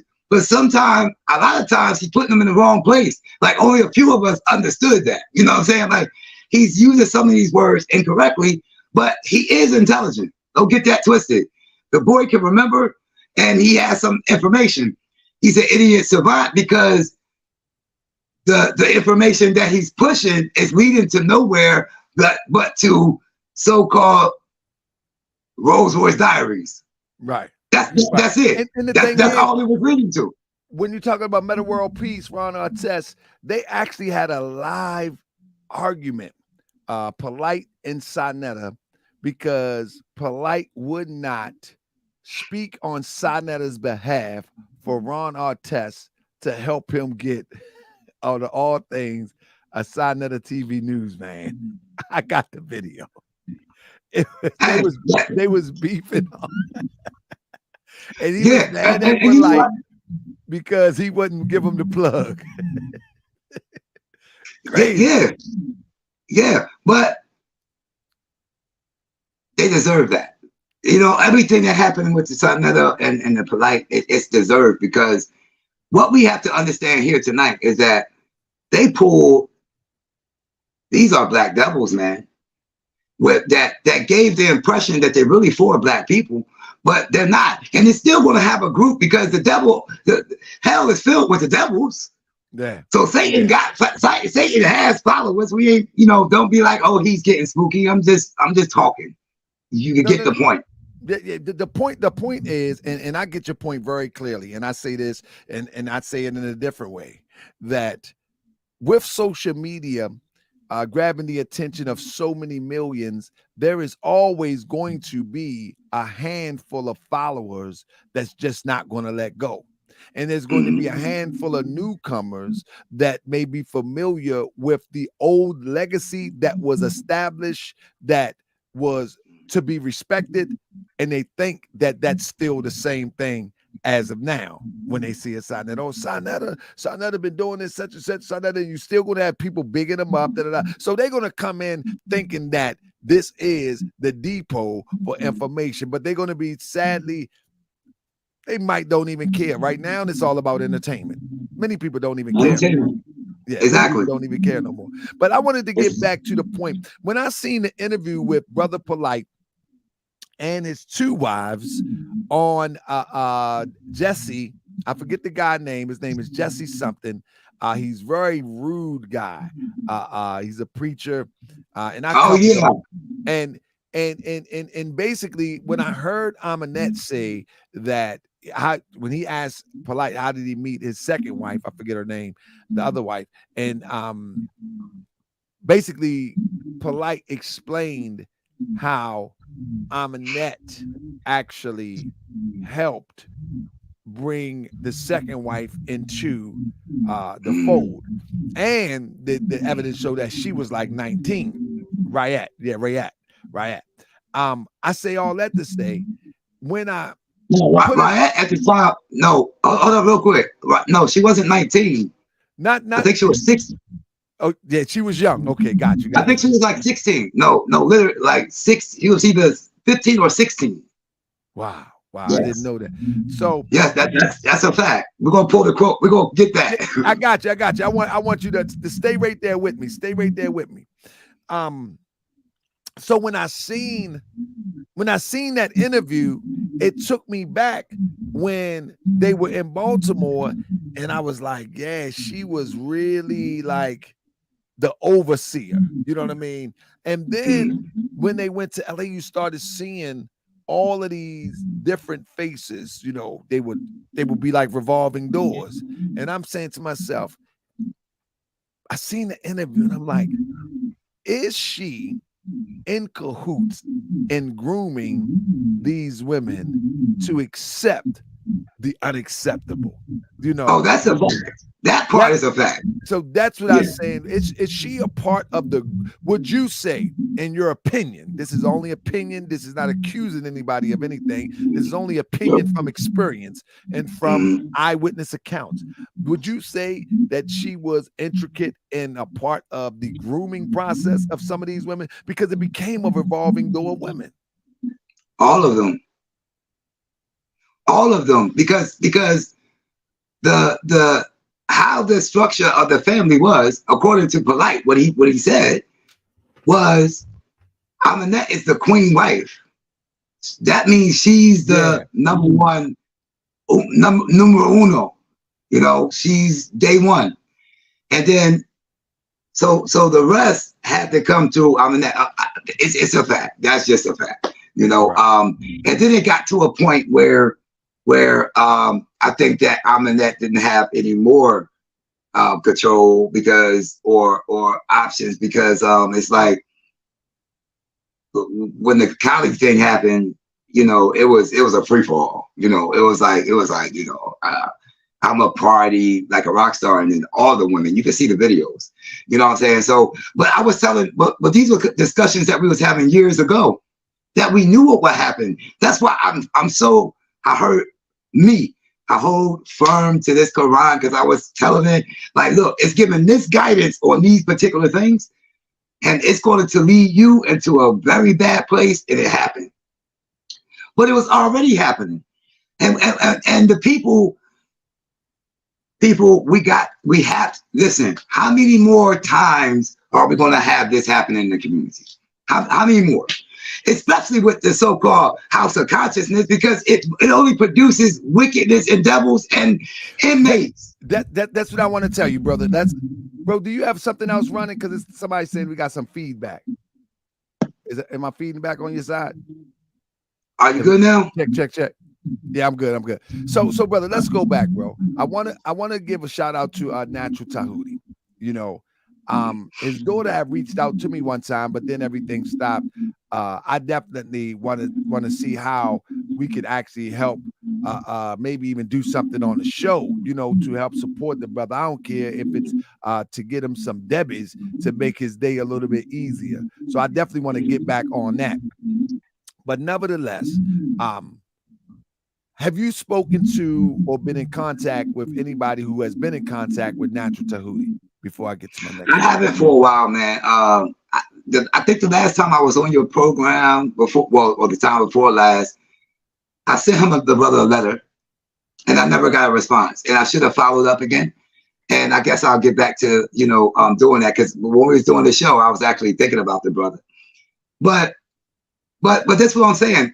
That's what it produced, because I don't care who you name from Saneter House of Consciousness, the people that were, I'm going the path of Saneter, those people are destroyed. Just like the Quran say about the devil. So look, Tahuti, that was Saneter. I mean, like that. And Natural Tahuti was talking about doing House of Consciousness West Coast. Yeah, he actually did. He actually did do House of Consciousness West. He actually did, which was a whole nother thing. But nonetheless, I watched them, their so-called homie, their so-called boy, and Polight. With Saneter had the money, Polight had the money, and me and Tahuti was having discussions, and we'll get in contact with him. He'll be able to bear witness to this, but we have the records anyway. But we discussing, having talks. We all was talking to each other. It was a circle. We was the ones that was debating, talking, on the phones regular. So Tahuti called me, and he said, he was having financial problems. And he said, Polight don't want to have a debate with me like out here in Cali, so I could try to get some bread too, And then he said, well, Bashir, will you, can we set up something? And I said, of course, bro, I would do it. One, I would love to debate this subject. And I think it was the patriarch mother, the matriarch mother or something like that, But I said, of course. But shortly after that, the brother was arrested. But the brother, and he had responsibility, and accountability, but the brother was literally reaching out like, listen, I'm struggling. I need some help. You ain't got to do much for me. Just give me a show. You know what I mean? Just give me a debate or something. I can feed myself, and get back on my feet, whatever. Polight didn't do that, didn't want to do that. Because they wicked. Saneter didn't want to do that. Because he wicked. Yes, I'm sure he'll say, oh, when Tahuti got locked up, I sent him $100 for commissary. You know what I mean? Yeah, he'll do that. But you ain't get the boy the $100 when he was on the street so he can feed himself and the family. And that's why he was trying to do House of Consciousness West, trying to build something else for himself. Now the man doing what, 40 years? Something like that. Then you got this fool Polight. Now he about to do what, 7 years? Then you have this fool so-called Dr. Reggie, who can openly be destroyed and proven wrong on his positions on whatever it is all the time. But he remains a doctor because he got some computer degree in Flintstone times. But nevertheless, these people are just manipulators. King Simon, more just money. I was just promoting Polight. You're like Inky, another damn liar when it comes to Polight. It's just a fact. And Inky too. Inky. Now, I didn't go too hard on Inky at first, but as I'm talking before this time, this hindsight 2020, this some years ago. I was like, well, Inky, you was with Polight whole time. And I'm talking about with the first wife, daughter that ran away. See, we knew that before it got on the air. That vibe was already going with Saneter between the circle. So we already hearing about that girl, father, pulling up at the store, and Polight was in there, and we were crying. That's what Saneter said. Polight was crying. But my point is that we already seen what was happening with Polight, man. It was always a scam. King Simon was behind that too, for the money. Yes, he did promote it. Yes, that's what he was doing. But he also was covering for the foolishness of that Polight was doing. So he was, because so once again, basically he's King another. Simon. You're saying that King Simon was fully aware of the intent behind the misinformation, disinformation that was attracting the people to get the finances out of them and keep it pushing. It's a fact. It's a fact. It's a fact. In fact, some years ago, I talked to King Simon. I said, Simon, every event that you do like Dr. Blair, you know, Phil Valentine. He did those type of things. And then Polight. To such a degree where we started to see at one point the producer with a New Covenant shirt on. We're like, hold up, King Simon. I thought you was just a producer. But now you got the whole unified outfit on. And no, you got to sync with that Titanic, bro. You syncing with that Titanic. All of the main group, they have to sync because they all stand together in wickedness. And believe you me, they are going to dig Polight out of jail mentally and make it to where he didn't do it. It was a conspiracy. He tried to buy Tubi. That's what they're going to be trying to do. That's what they did with Dr. York. Saneter did that with Dr. York. It was Dr. York was guilty from Saneter Love to, nah, I don't know. No, he wasn't. It really wasn't that. Nah, it was something else about the, crossing the state lines. It was, then you play the video of that. We like, bro, we can go to YouTube and play the video of Dr. York confessing and what he's confessing to.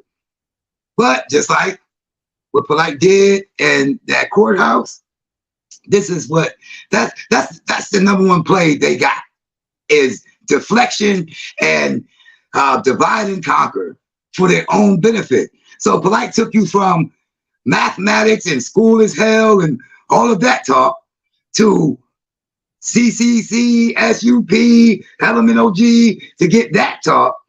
And then he ends up saying, you know what, the hell with all of that. Somehow he ends up being a creditor.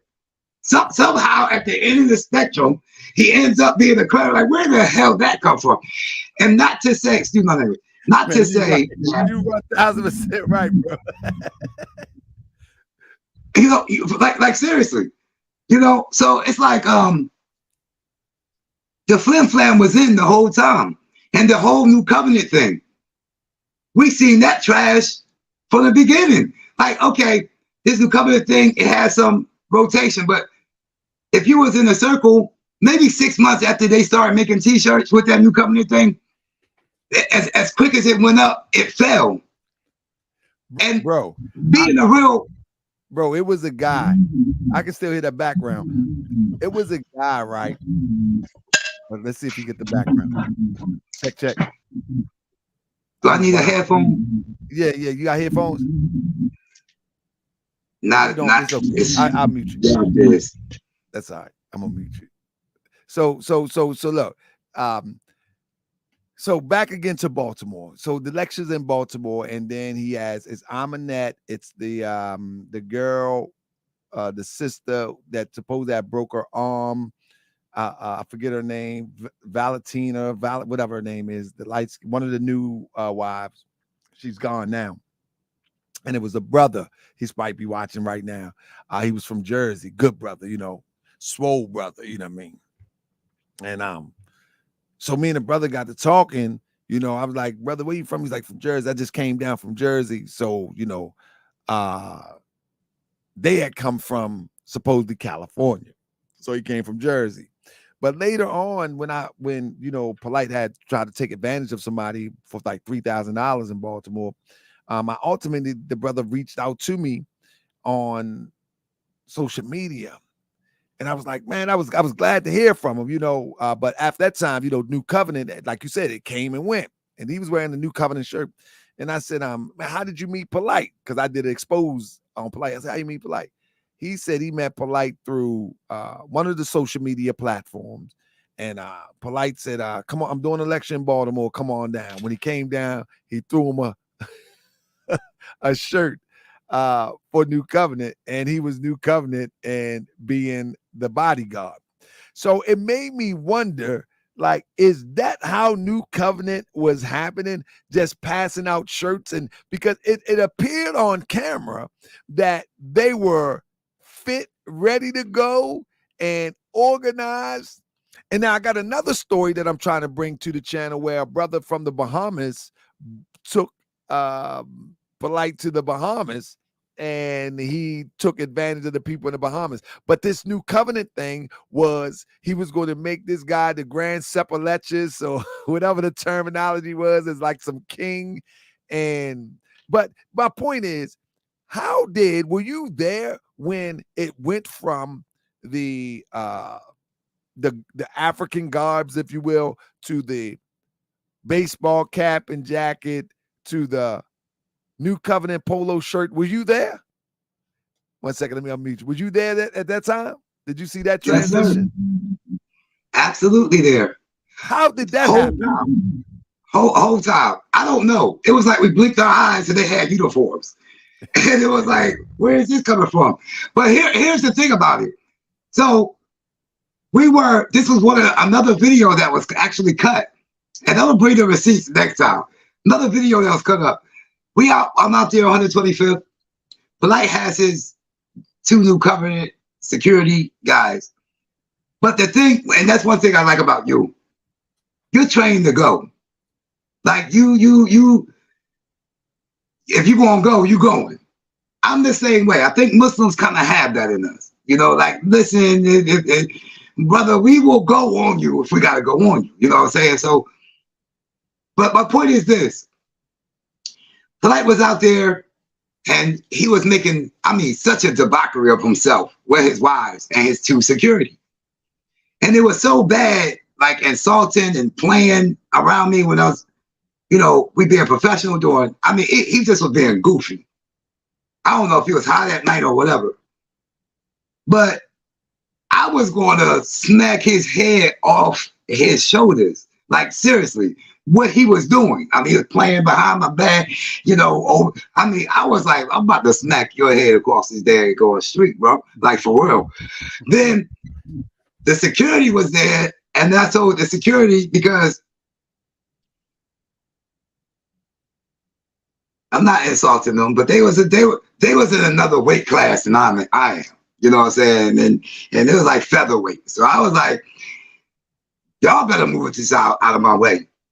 But Shaka Akmos came, calmed everything down, and we got the battle back. And that's where going to see Shaka Akmos and me going in, because he was like, you acting like a fool, and Bashir literally smashed you. We get Shaka on this show. Shaka will tell you. He'll tell you, I saved Polight. He saved Polight from me, not from physical, but well, that too, but I wasn't gonna slack his head the way he was playing with me. He was really being goofy. But anyway, nonetheless, Shaka came and saved that moment for him. But when he said that a little later, Polight claimed that him and his wife and daughter was beat by the police. And I think this was like 2017.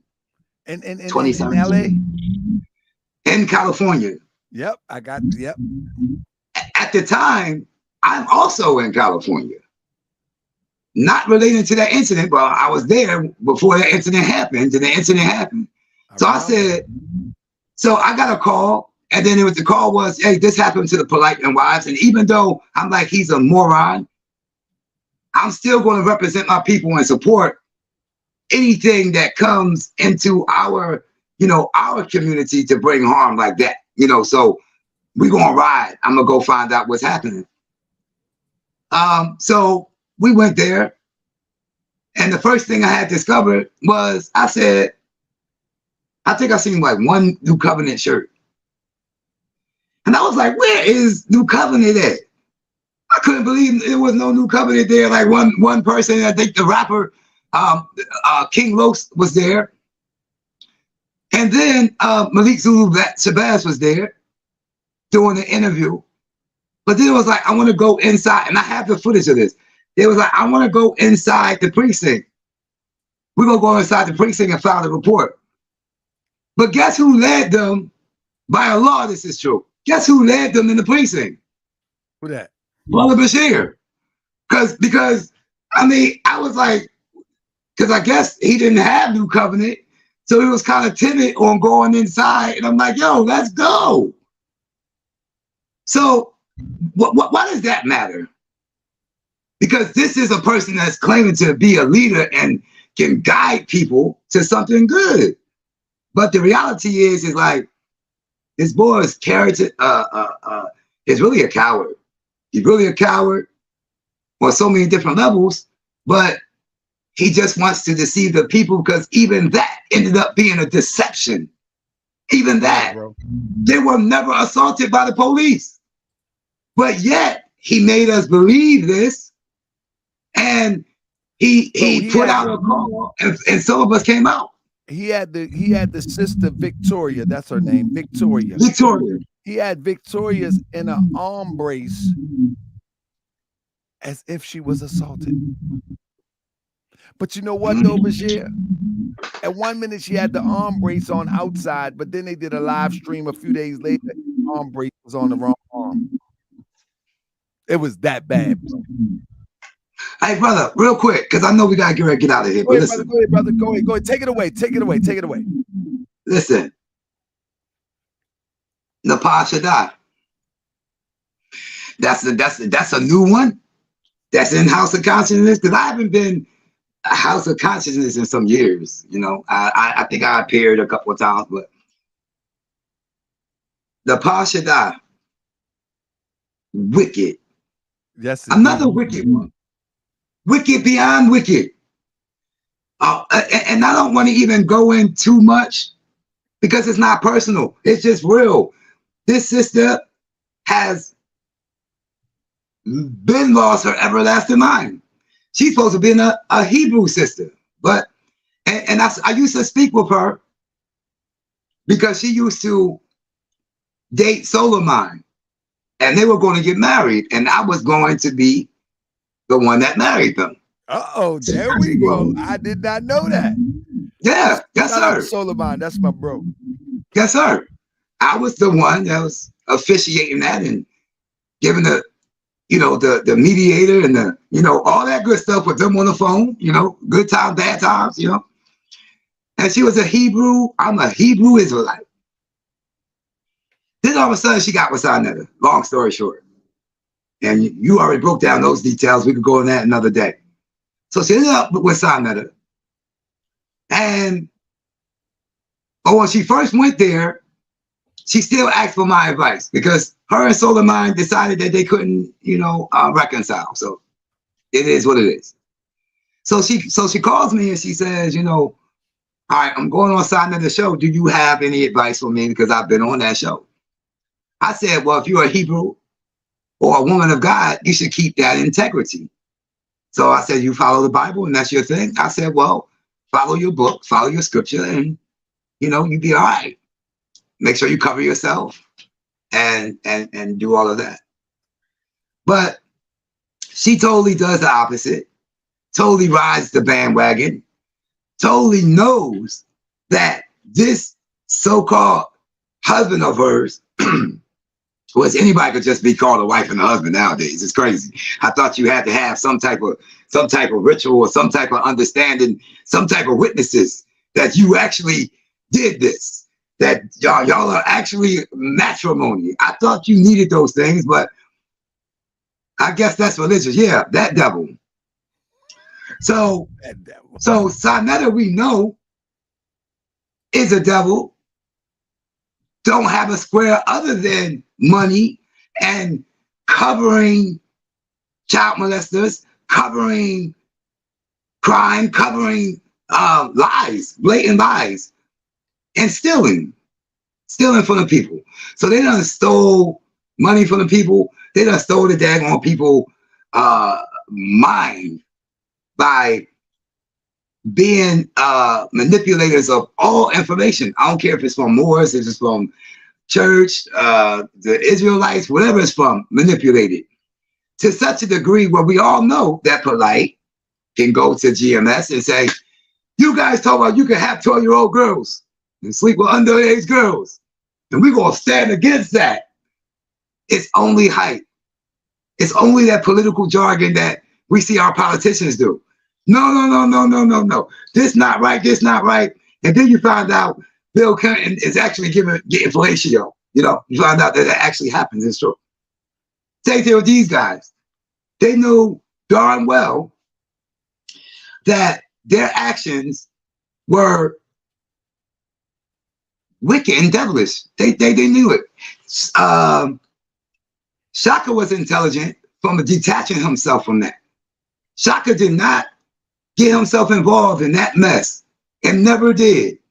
Never did. I promise you, never did. So I could give that man his I guess they say flowers for that. But King Simon, brother, so ain't none of them my brother. Reggie, Saneter, Napa, who else I have? Oh, and I'm gonna have to, Inky.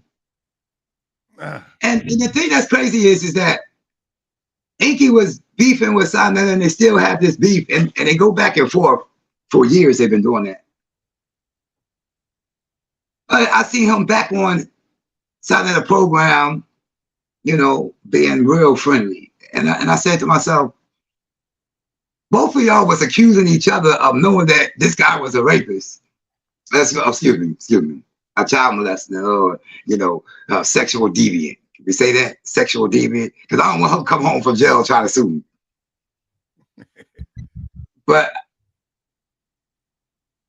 I wish he would try to sue any of us. We gonna get a law. He gonna get a lawsuit. Come out of jail trying to sue us. But anyway, make it out. Yeah, exactly. Like he probably will, because he gonna be, you know, he know how to deflect. That's what they do. Put me in this PC over here. He'll find a way to get transferred to another PC. He'll find a way, you know. But anyway, my brother. What is so we can get up out of here? It's getting late. All right, so it's just a couple more things that I wanted to go over statistically that I thought was very interesting, right? And I thought it was interesting that 57.6% of Black children and 31.2% of Hispanic children and 20.7% of white children are living absent with their biological father.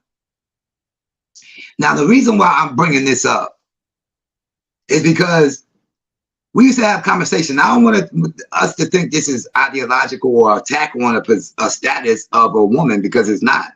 This is not that talk today. But when we are teaching the people, the Black family structure is important.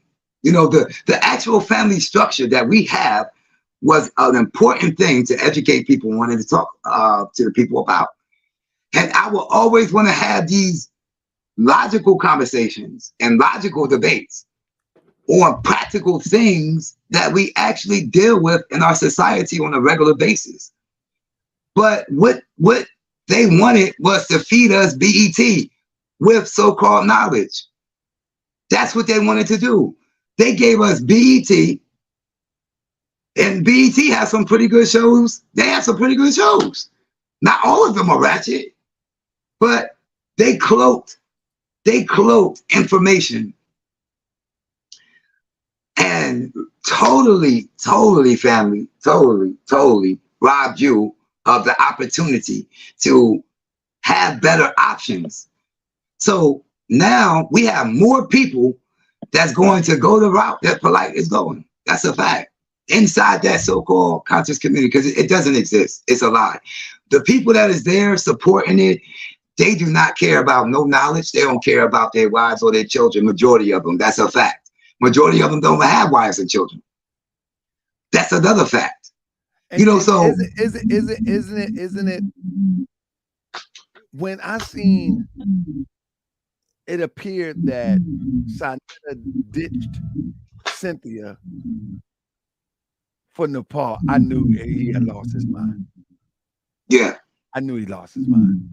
Mm-hmm. Even though she tried to get you into the contract thing and all of Oh, that. we cool. No, we cool. But I will say that I remember when I went to New York to address Saneter for inviting me to his private parts on live, you know, because he's just that type of weird. But nevertheless, she was instrumental, you know, because I walked straight through the line. I wasn't paying at your little event, none of that. I walked straight through the line. But she was very instrumental in like, can you and my husband try to work this out? And she was just really, really genuine, you know. And every time I seen her, and I tried to hope for the best and support that this could been a real thing.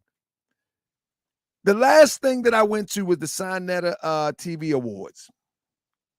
And I watched him give all of his friends, like Roy Bay, an award. When Roy Bay came to Saneter TV, he didn't know nothing about Moorish. He had a Bay on his name, but he was a Nuapo. He knew nothing about Prophet Noble Drew Ali. That was another one of my motivations. I'm like, this guy, he's talking and he's name dropping Noble Drew Ali because of the Bay. And they're pushing him. Like you said, they was trying to push you into a certain direction. So you can tell somebody was trying to push Roy Bay as a Moorish American. Ultimately, he would join the temple. So they must have really put some gas or battery in his back. He joined the temple in Brooklyn, then left that temple and then joined another one. And then he joined a crazy, weird splinter groups that going to sell you paperwork for $1,000. And now to this day, he's still acting as if, you know, he is certified in Moorish science. But I remember he didn't even own a fez. When the Moors had a debate with what was it, Reggie and Sharif, and we were there, the brother had to take a fez, an extra fez out of his bag, say, brother, you can't be in here with a Bay on your name without a fez, and actually give him a fez. That's where he got his first fez at that debate, bro. So they were actually manufacturing, even, it's many people out here right now, even in Baltimore, with Bays and L's on their name, they don't know what it means. So when Roy Bay would come there, he didn't know an ounce of that. And so I bring that up because it just sounds so true how they was manufacturing these identities and try to remanufacture you and then sell it back. Bro, let me make sure you got everything off your list, because I got a few more questions before we roll. Anything else you want to touch on? Wait, let me just see. All right, let me just no, I'll wait. You know what? These couple of things, if I'm given a chance to conclude, I'll just add that. Okay. So look, what I wanted to add was this. Do you in your humble, let me cut the mic because it's bleeding a little bit. Do you in your humble opinion believe that at one time Saneter had any good intentions? Now that's a hard one to answer. Let me first say, because you did say he started off bootlegging, jacklegging DVDs. But do you think that at some point there was any good intentions behind the Saneter HOK concept? Because even I remember the picture, you're in one of the first pictures where he's standing up like this. Lord Abba, you, everybody's there. And and that picture is cryptic. Like, look what I'm creating. So do you think that there was any good intentions in that, or was it always a comic book in the making? Because when you look at it now, it does look like characters. It really do. You know, and let me give you a tidbit on this. When I decided that I was going to come and speak on Moorish, I'm known in the temple as Johnson Bay. You know how Moors do. I'm known in the temple as Johnson Bay.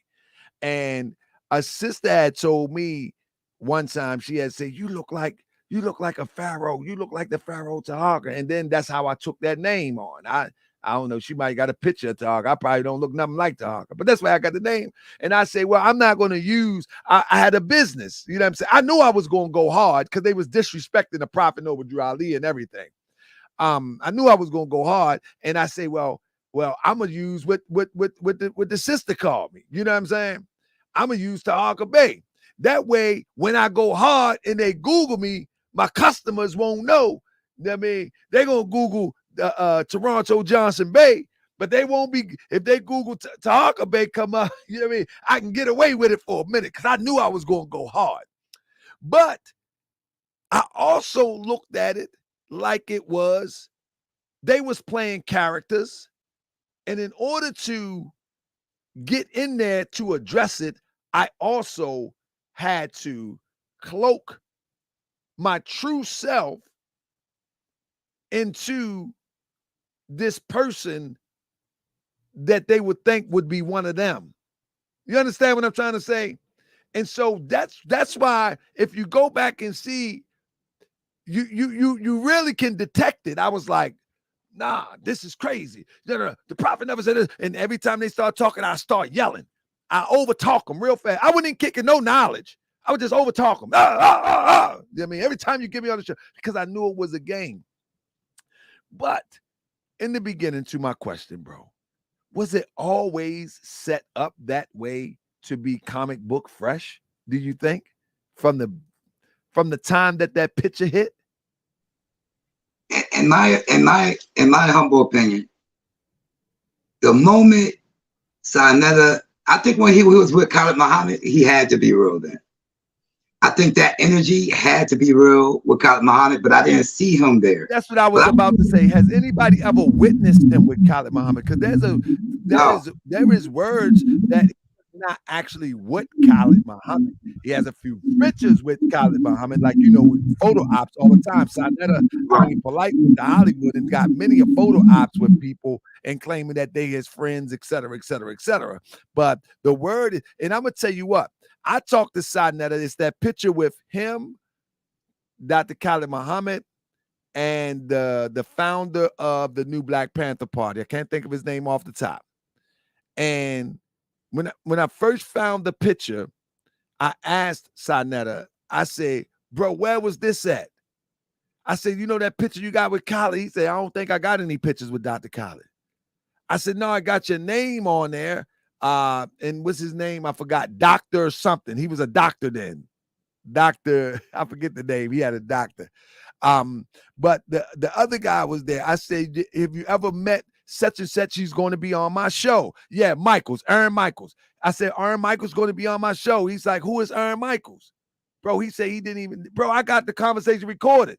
He was like, who's Aaron Michaels? Aaron Michaels is the founder of the new Black Panther Party. Before Khalid, before Malik, he is the original founder. And he's in a picture with Aaron Michaels, Dr. Khalid, and himself. You know what I'm saying? He said he didn't remember the picture, nor did he know Aaron Michaels. I was like, bro, that's crazy. That's crazy. So there is a chance that he was a member of the chapter, but he probably was not associated closely with Dr. Khalid, bro. That's the fact of the matter. And he's used in Dr. Khalid as a crutch. You understand what I'm saying? And the only reason he would be in the Black Panther in the Harlem branch, which he does have picture with uniform on, would because he was in the Nation of Islam. And the next thing from Brothers from the Nation, they would follow Dr. Khalid because he was so inspirational and they would join the Black Panther Party. However, that doesn't mean everybody was elbow to elbow with Dr. Khalid. And I don't even believe he was elbow to elbow with Dr. Khalid because the way that he conducts himself, it shows that he has no discipline of a FOI, nor do he have a discipline of a militant. He's just talking crazy, talking loud for attention. So I don't believe none of that to be true at all. But back to my point, brother. Was this a costume dress up from day one and try to manufacture people to the people to bring the goods back? Brother, with that information you just put in there, it has to be. Because what I was going to say was, I don't know. You just gave the history, and I trust your word. And the reason why I trust your word is because you've always stood on your word. That you give people the benefit of the doubt that stand on their word and don't show you that they are hypocrites. They're flim-flamming back and forth, you know? So I was going to say, once he started selling stuff under black consciousness, no way. There's no way, because the way you did it. So if you're going to take DVDs and not even say, Brother Tahaka, you made Moore's World, whatever, DVDs. I want to buy 100 of them for X amount of price, you know? And then I'm going to sell them for this amount, you know? That's keeping the black dollar moving. That's keeping business going. But no, we're black power, so we're not going to take the Hollywood movies and bootleg those. No, you're going to bootleg the teachers that have been putting our work out here forever. And you know, I had a big problem because I'm like, I'm so glad and happy I'm part of the Ahmadiyya Muslim community. I don't know any other communities because I'm not part of them. But I was like, your teacher, like one of them, Dr. Ben, I was there. I believe I truly love Dr. Ben more than these Negroes. Come on, man. Because I was there and can have the proof that, you know, I met the man, I spoke to the man, you know, had conversations with him, went to his funeral. But I said, it's pretty weird that y'all do all these lectures and get this money and do this and do that, but you can't even properly bury your teacher that you done said his name 1,000,000 times. You done sold his information, but none of you could collectively come together and create a situation where you could do for yourself. I'm talking about these, forget the religious folks, people. Forget their culture, the Arab stuff, all of that. When you gotta bury your people in the church. You brother, have to let me say this, brother. One of the most saddest times that I seen on HOK is when Dr. Ben was in the nursing home on his final days, and Saneter jumped on the opportunity to go get footage as Dr. Ben was on the decline and tried to interview Dr. Ben as he was on the decline. You know what I mean? It was very crazy to me to see that. It was very crazy to see that because Dr. Ben, like, you know, he just deserves so much more. And I was saying to myself as I was watching that, like, wow, this is not good. This is not good. You know, he's on a decline. He's departing the flesh. And you can see it.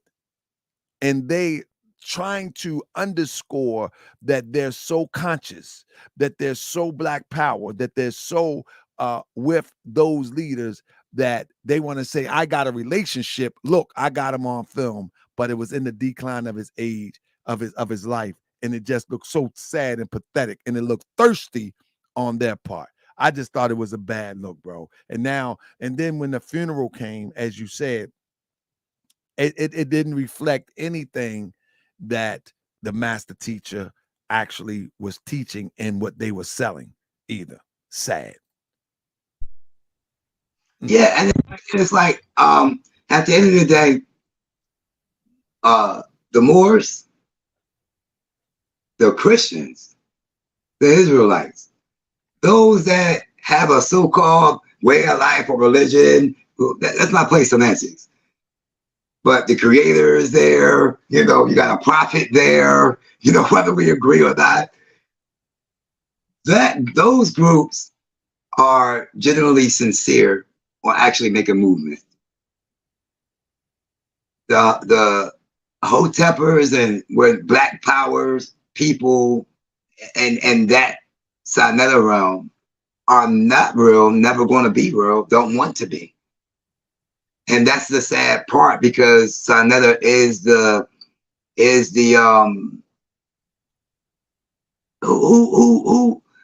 who created Frankenstein? What was his name?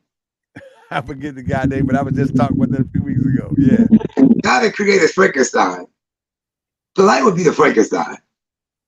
Saneter really pushed Polight and gave him that thing. And then he seen that Polight can draw. And so it was like, okay, because Saneter does play good chess. But he manipulated the entire thing, not to satisfy the people, period. So it's like, look, Saneter, Napa, Brother Reggie, of course, Polight. Who else am I missing? I'm going to say Inky. I'm going to say Simon. All of them. Even Tazariak and them. Playing over there after all of this is not a good look. And the reason why is because, like the scriptures say, our people are destroyed for the lack of knowledge. And we like, well, if we get there, we're going to quit the knowledge and we're going to do this. No, because it's the devil's house. And the devil's going to make you play by his rules. And his rule is hellfire got to outdo the paradise. You know, that's what the Satan think. He think, brother, I got to chime in right there, because one of the things that was my goal is if I can stand on 125th and I can get loud and take a little bit thunder, I'm going to build Moorish World TV, because I never wanted to go to 125th and to debate anybody, because I seen what was happening to you. But I think I told you privately that we would see a live stream and then you go look for the live stream is down. The debate was fully live, and then it'd be down for 2 hours. And then when you come back, all of the key points that you were making was I was like, what the world? Like, for real, this is literally how it would happen. The live stream would go live, and maybe he would put it on unlisted or private, and then he would edit it down in YouTube, and for like 2 hours or 3 hours, and you come back like, what happened? I just watched this thing. You know what I'm saying?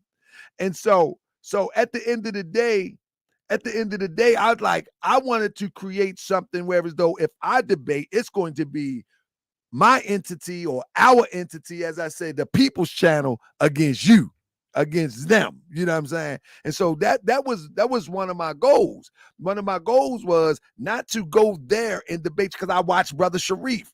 Brother Sharif be sitting up there, and he be talking all intelligent, and he's real calm. He seafood strong, you know, because he got the martial arts thing, so he's very calm, and they just ganging up. I'm like, nah, I ain't gonna be able to do that part. And so that's what I want to do. But to that point, bro, as we get into the fall season, what I'm going to be doing is I'm going to be traveling, I'm going to be setting up, and we are going to have presenters such as yourself to bring the knowledge back.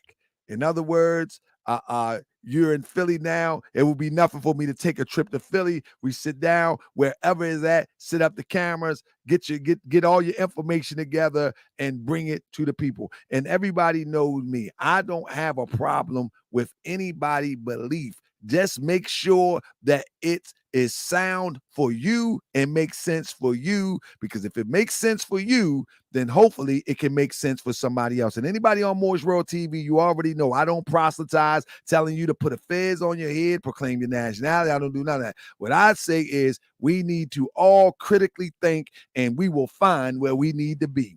But Bashir, do you have any more notes, bro, that you want to cover real quick?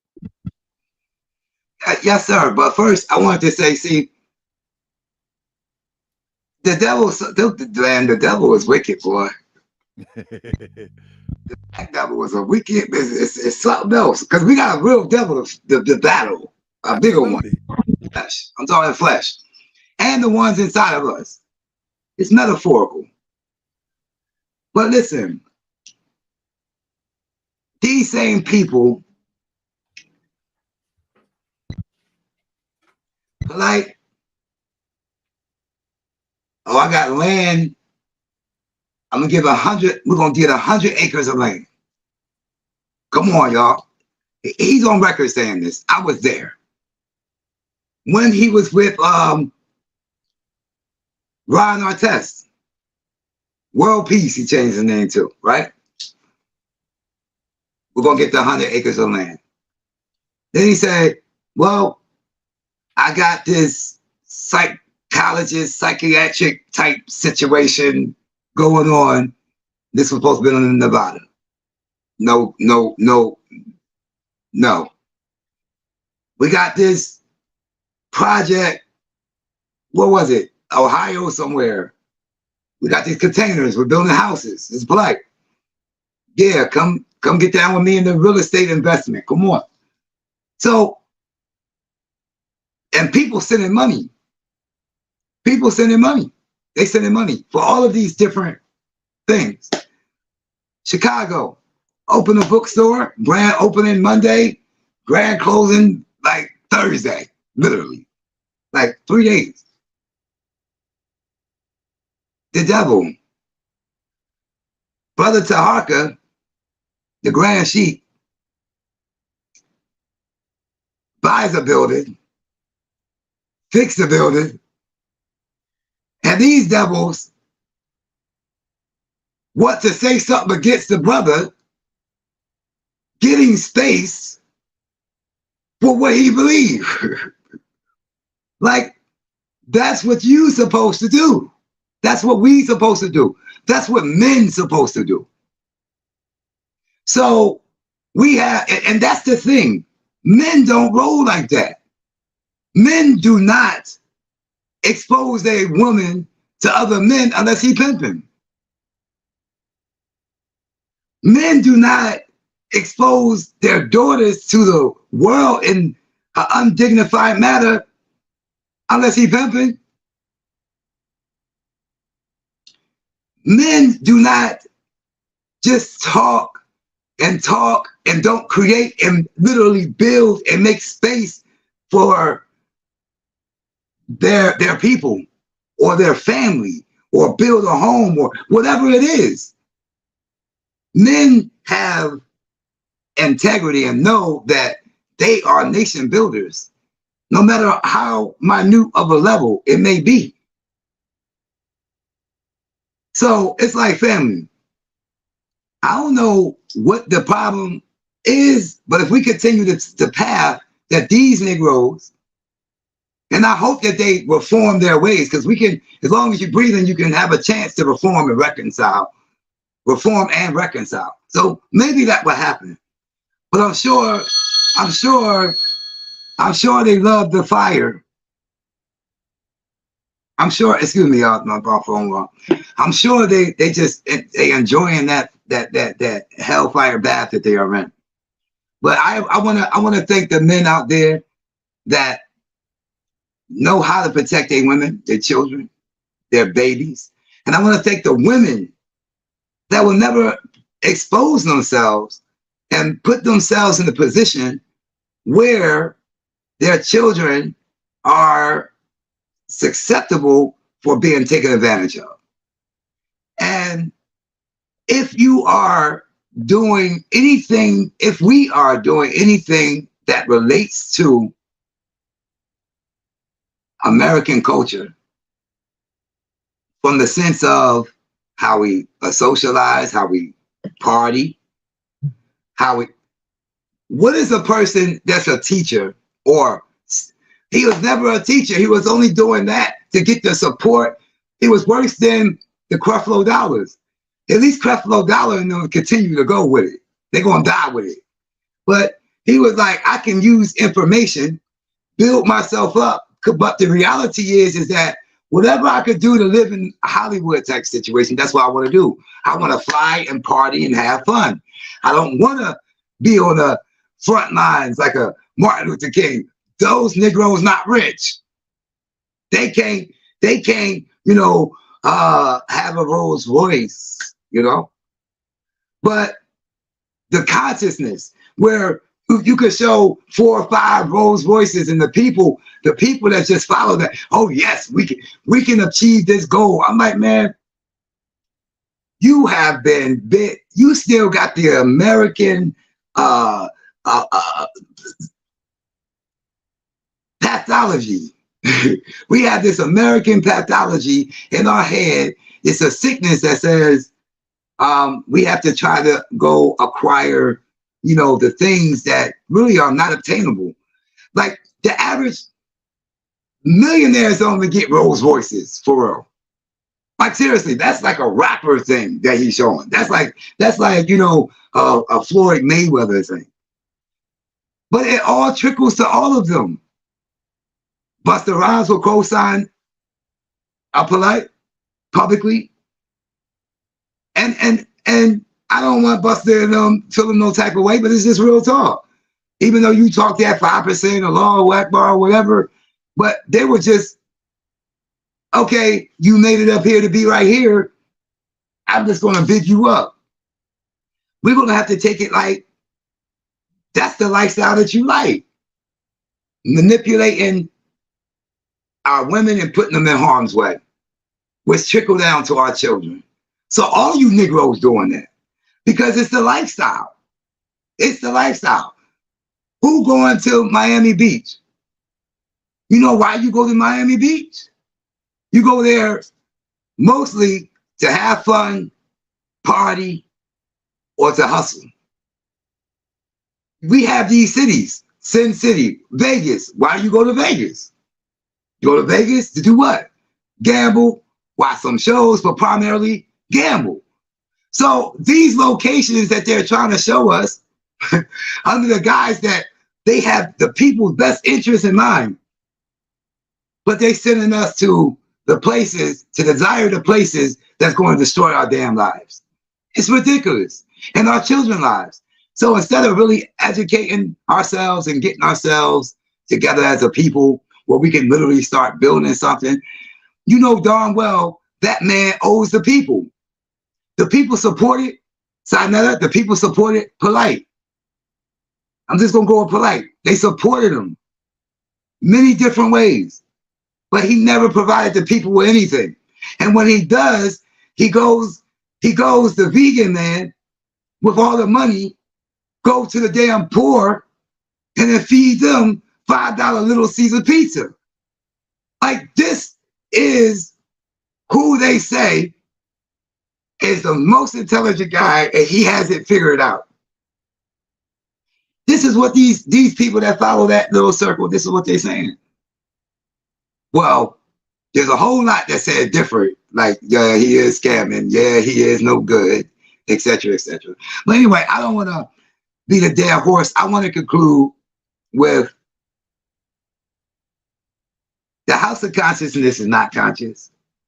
And if you have your babies or yourself really involved in that, expect hell to come to you. Expect your women to be violated, your children to be violated, you to be violated. Expect it. And don't say on Morris World TV you wasn't warned. This brother talking about the Grand Sheik, he been warning y'all about this for years. I mean, over and over. Like, I've been here, a lot of people been here. So if you want to save yourself and your children, whatever you do, don't trust those Negroes over there at the House of Consciousness. I don't care how good they may sound. I don't care. Because the reality is they don't have our family's best interest in mind, period.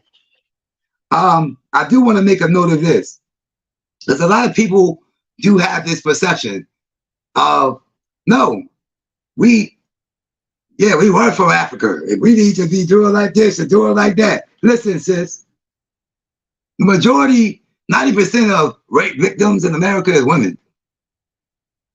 So at any time, a nation may go to war with another nation or community, like a physical, literal war. You know, we've been so protected. The women know they are prime, they're subjected to becoming booty. B-O-O-T-Y, the spoils of war.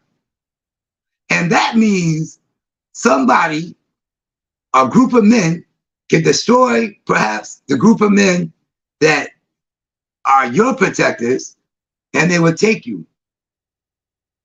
Be aware that this is a reality. So our men needs to maintain a certain position, and our women need to understand their position in the family structure, and we need to work cohesively together. But we have to understand that, sisters, if you are exposing yourself and a man allowing you to expose yourself, your whole family is exposed. If you have a cut or something and you don't bandage it up and put the ointment on there, you just let it just stay open, an open wound, what's going to happen? It's going to get infected.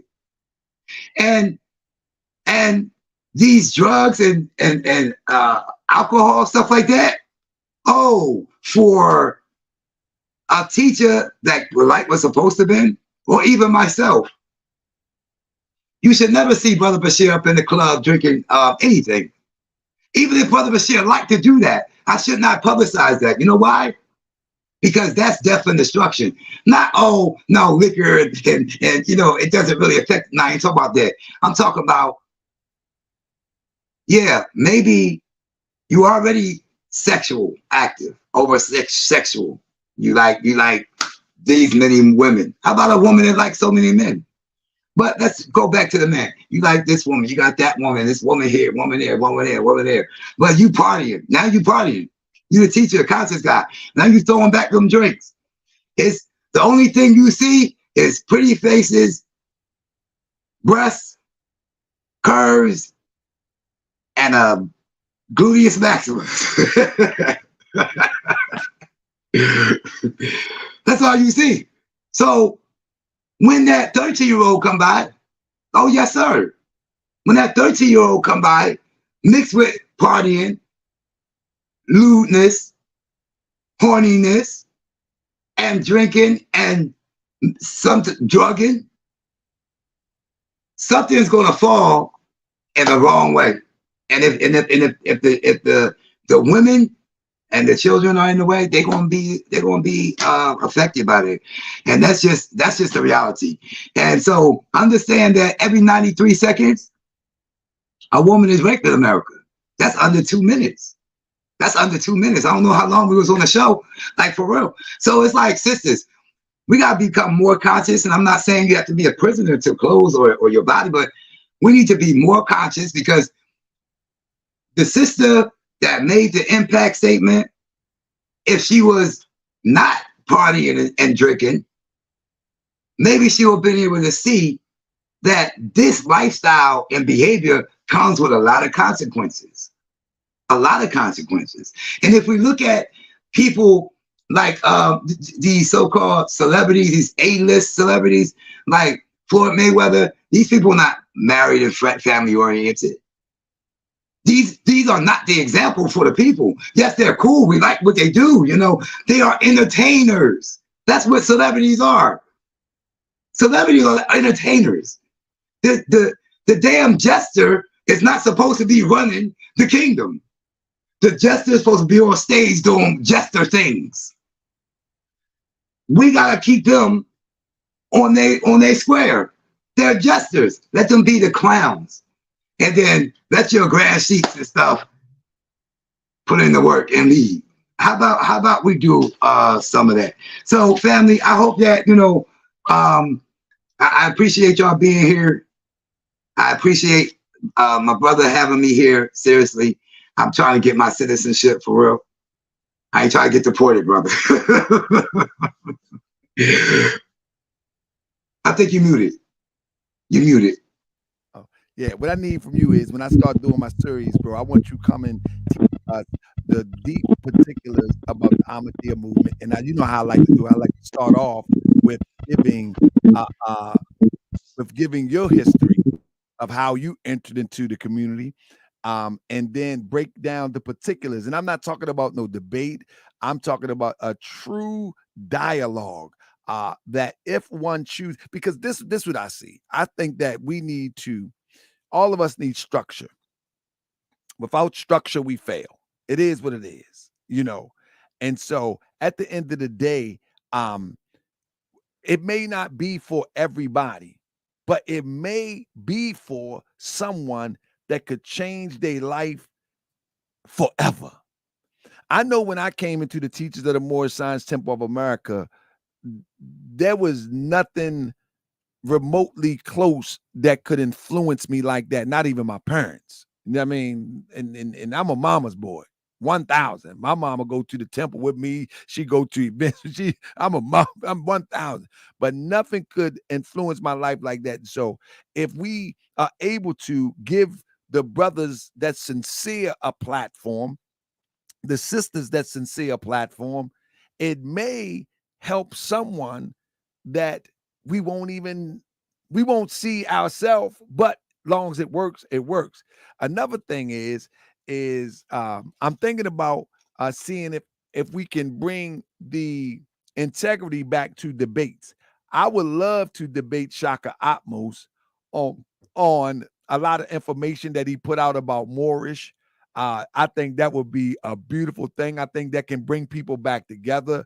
I've met Shaka Atmos. I know people say a lot about Shaka Atmos. I didn't see that Shaka Atmos that people talk about. I actually seen the Shaka Atmos that you talked about tonight. After all the words that Shaka said about the Moors, he done about 4 or 5 presentations in HOK. But when I seen him, I just laughed and we laughed and it's nothing. It's information. It's not that serious. You know what I mean? But I would love to try to work to bring back that integrity to being able to have brotherly, sisterly conversation without the theatrics, without the drama, just pure information. And be the will of Allah, I'm going to make that happen because we need to have challenging, provoking thoughts in our community, in order to take us to the next level. Without challenging and provoking thoughts, we stay stuck and we stay behind and we stay right in the place where these people have the ability to manipulate us because we're not challenging ourselves. And the thing is, one thing that I do love that I think that I bring to the table is that Moorish World TV provides that space where anybody can come in and they don't have to feel pressured about, I'm trying to get you to be a Moor, or someone trying to get you to be a Muslim, or someone trying to get you. No, I'm going to give you logic and perspective from my journey, and maybe you can use it in yours, but I'm never going to try to convince you to be anything that you don't want to be. And what I want everybody to be is better tomorrow than they are today, and be real critical thinkers, because if you ain't thinking critically, you're going to fall victim. You feel me? I see Judah in the building. He say, "Am I blocked in here?" No, Judah, you not blocked, brother. With that being said, brother, I'm gonna give you the floor and let you take us out. I'm gonna be reaching out to you, so when you get to your computer, we're gonna get to the receipts. That if you want to bring some receipts, and then we're gonna get to the teachings, and we're gonna start bringing the scholars back. Family, would y'all still stick around? Let me ask real quick before I let my brother take us out. We get into the drama, we get into the research, and I'm never gonna stop that. If I start bringing the scholars back, if I bring the scholars in once a week, once a month, or whatever, are y'all going to abandon ship because you don't want to learn? Or will you challenge yourself to learn something new? I need anybody who will support that. I want to diversify the channel. I need you to throw a 7 in there, because if you don't, if that ain't what you want, then what's the point in the first place? But we do need to bring that back.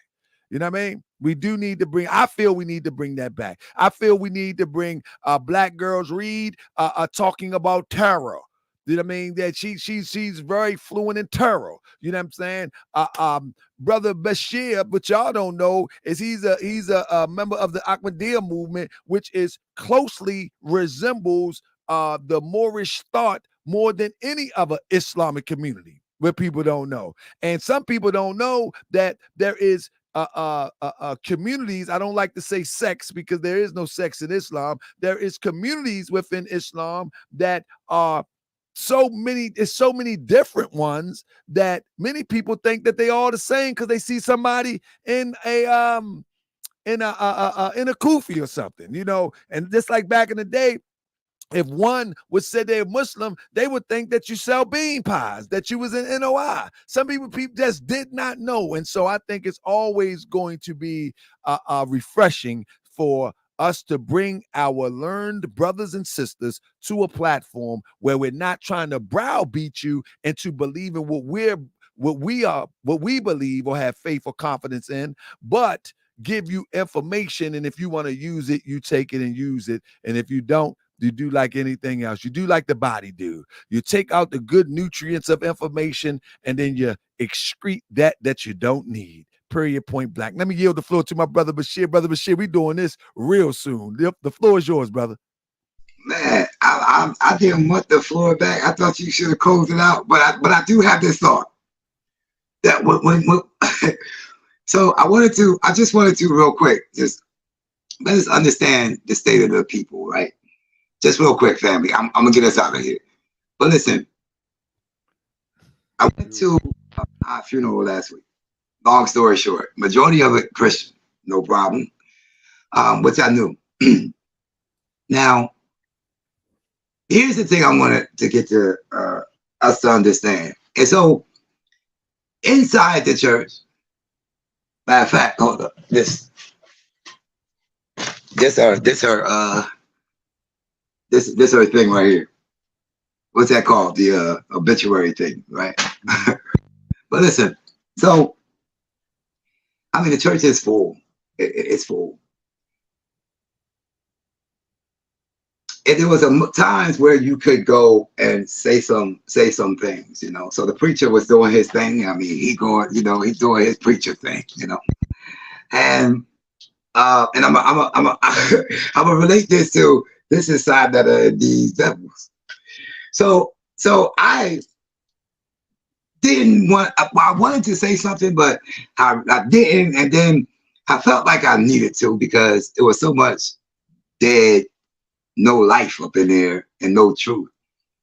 But I knew I had to be very strategic on how I word things, right?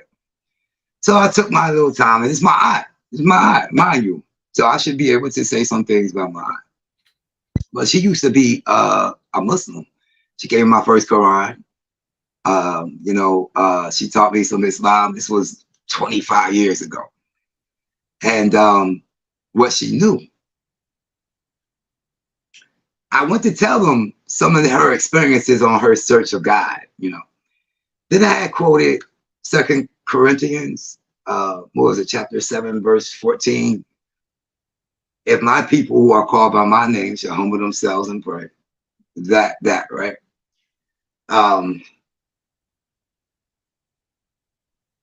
Then I said, I want to read Al-Fatiha, for example, from the Quran, and correlate those two in retrospect to my aunt's life. And the pastor Bahavi, he's sitting down like I am, and I'm standing at the podium. And I mean, this guy he was like, no, don't say that about Islam.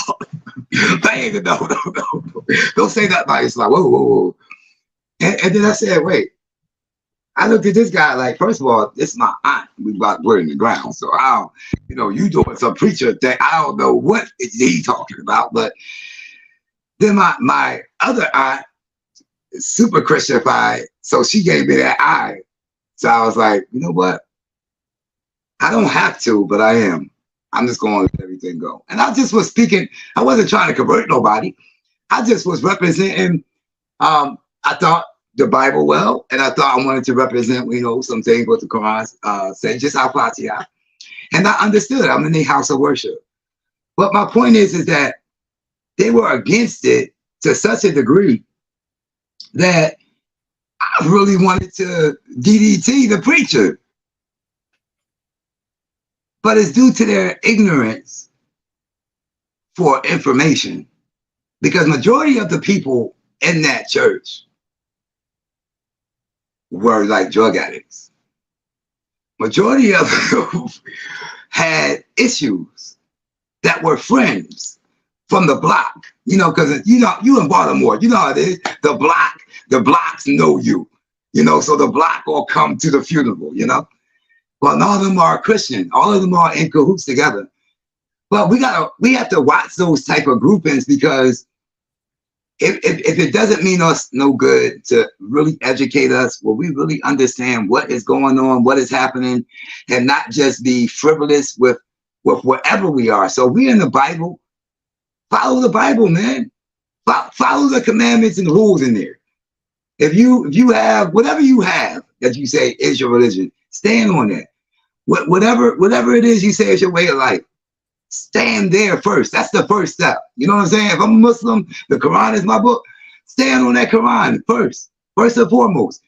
Understand the laws, understand what needs to be done, and then master that. Then you can move and adjust and do all of that. So I want us just to understand that consciousness is not going to relieve us of ignorance. In fact, not that type of consciousness, I want to say. True consciousness will alleviate ignorance.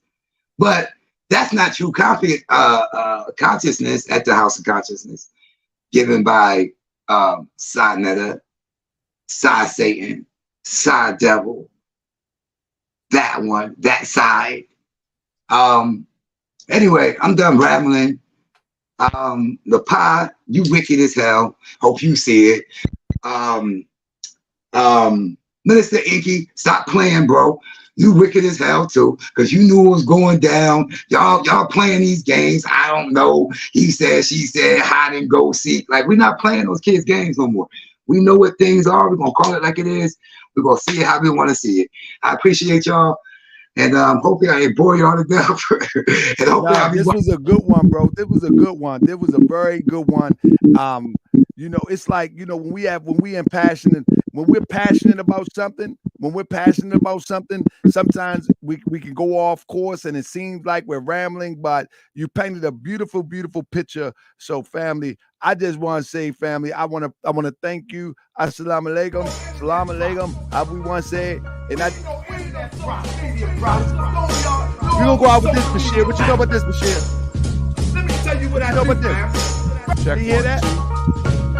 No. I created this with the help of my brothers and all these men and all the good people of the Lord side. Y'all some man don't hear it. You need to stop before someone catch you on the block and Do they hear it in chat? You at your lecture and rock your knocking. Yeah, man, and me, cause I'm exposed to your robbing. See, I used to be a robber. I was robbing the thugs and the agents in the hood selling nasty grub. I was only 17 and I didn't know better. Put the things in their face and said, give me the cheddar. But it really amazed me the age of 40 that people will use the things that would annoy me to rob our people like Bibles and Qurans. Take your money and then they're gone. Shoot, sell and plagiarize books and dreams of unity. Blame the European.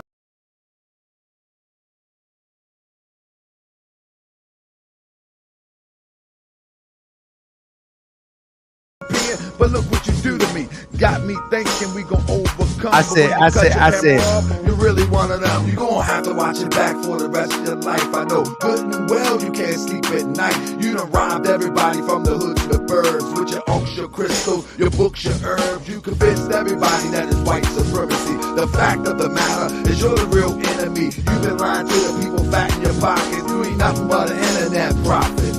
You gon' have to watch it back for the rest of your life. I know good and well you can't sleep at night. You done robbed everybody from the hood to the birds. With your unks, your crystals, your books and herbs. Now they calling me the op cause I revealed the scam. They will shake your hand and still grip your fam. And say Hotep, peace, black power, shalom. Assalamu alaikum, praise the Lord in Islam. At the same time they plotting to get in your pocket. They will white label sunglasses, cups and watches. Make a profit for the enemy they talk about. I can't understand why you ain't been walking out. You ain't noticed since you met them, you slipping in life. On Twitter like the pipe and it just ain't right. Bank account got light and you haven't seen the light. You burn all the sage and ain't change your plight. Incense burning, crystals turning. Think to yourself, what you really learning? What you really saw? You gave him your all. He on a museum club in the internet mall. Selling deodorant and hurry up and buy. He don't really care if you're broke and you die. You just acting like you don't care either. This is pure evil. Have to watch it back for the rest of your life. I know good and well you can't can't sleep at night. You done robbed everybody from the hood to the burbs with your unks, your crystals, your books, your herbs. You convinced everybody that it's white supremacy. The fact of the matter is you're the real enemy. You've been lying to the people fat in your pocket. You ain't nothing but an internet prophet.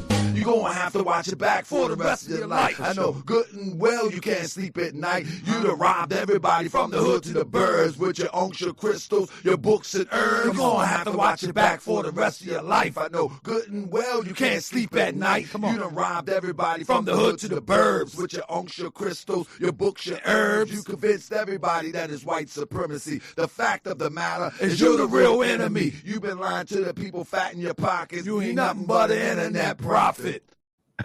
Family, I want to thank y'all for joining me tonight. I want to thank my guest, Brother Bashir, Imam Bashir. Family, we're going to see more of Imam Bashir, and we're going to see more scholars here. We're about to turn up on this fall season. And let me tell you, that does not stop the research. We're going to continue to research and tear these grifters to pieces. Inshallah. Peace and love, family. Peace and love.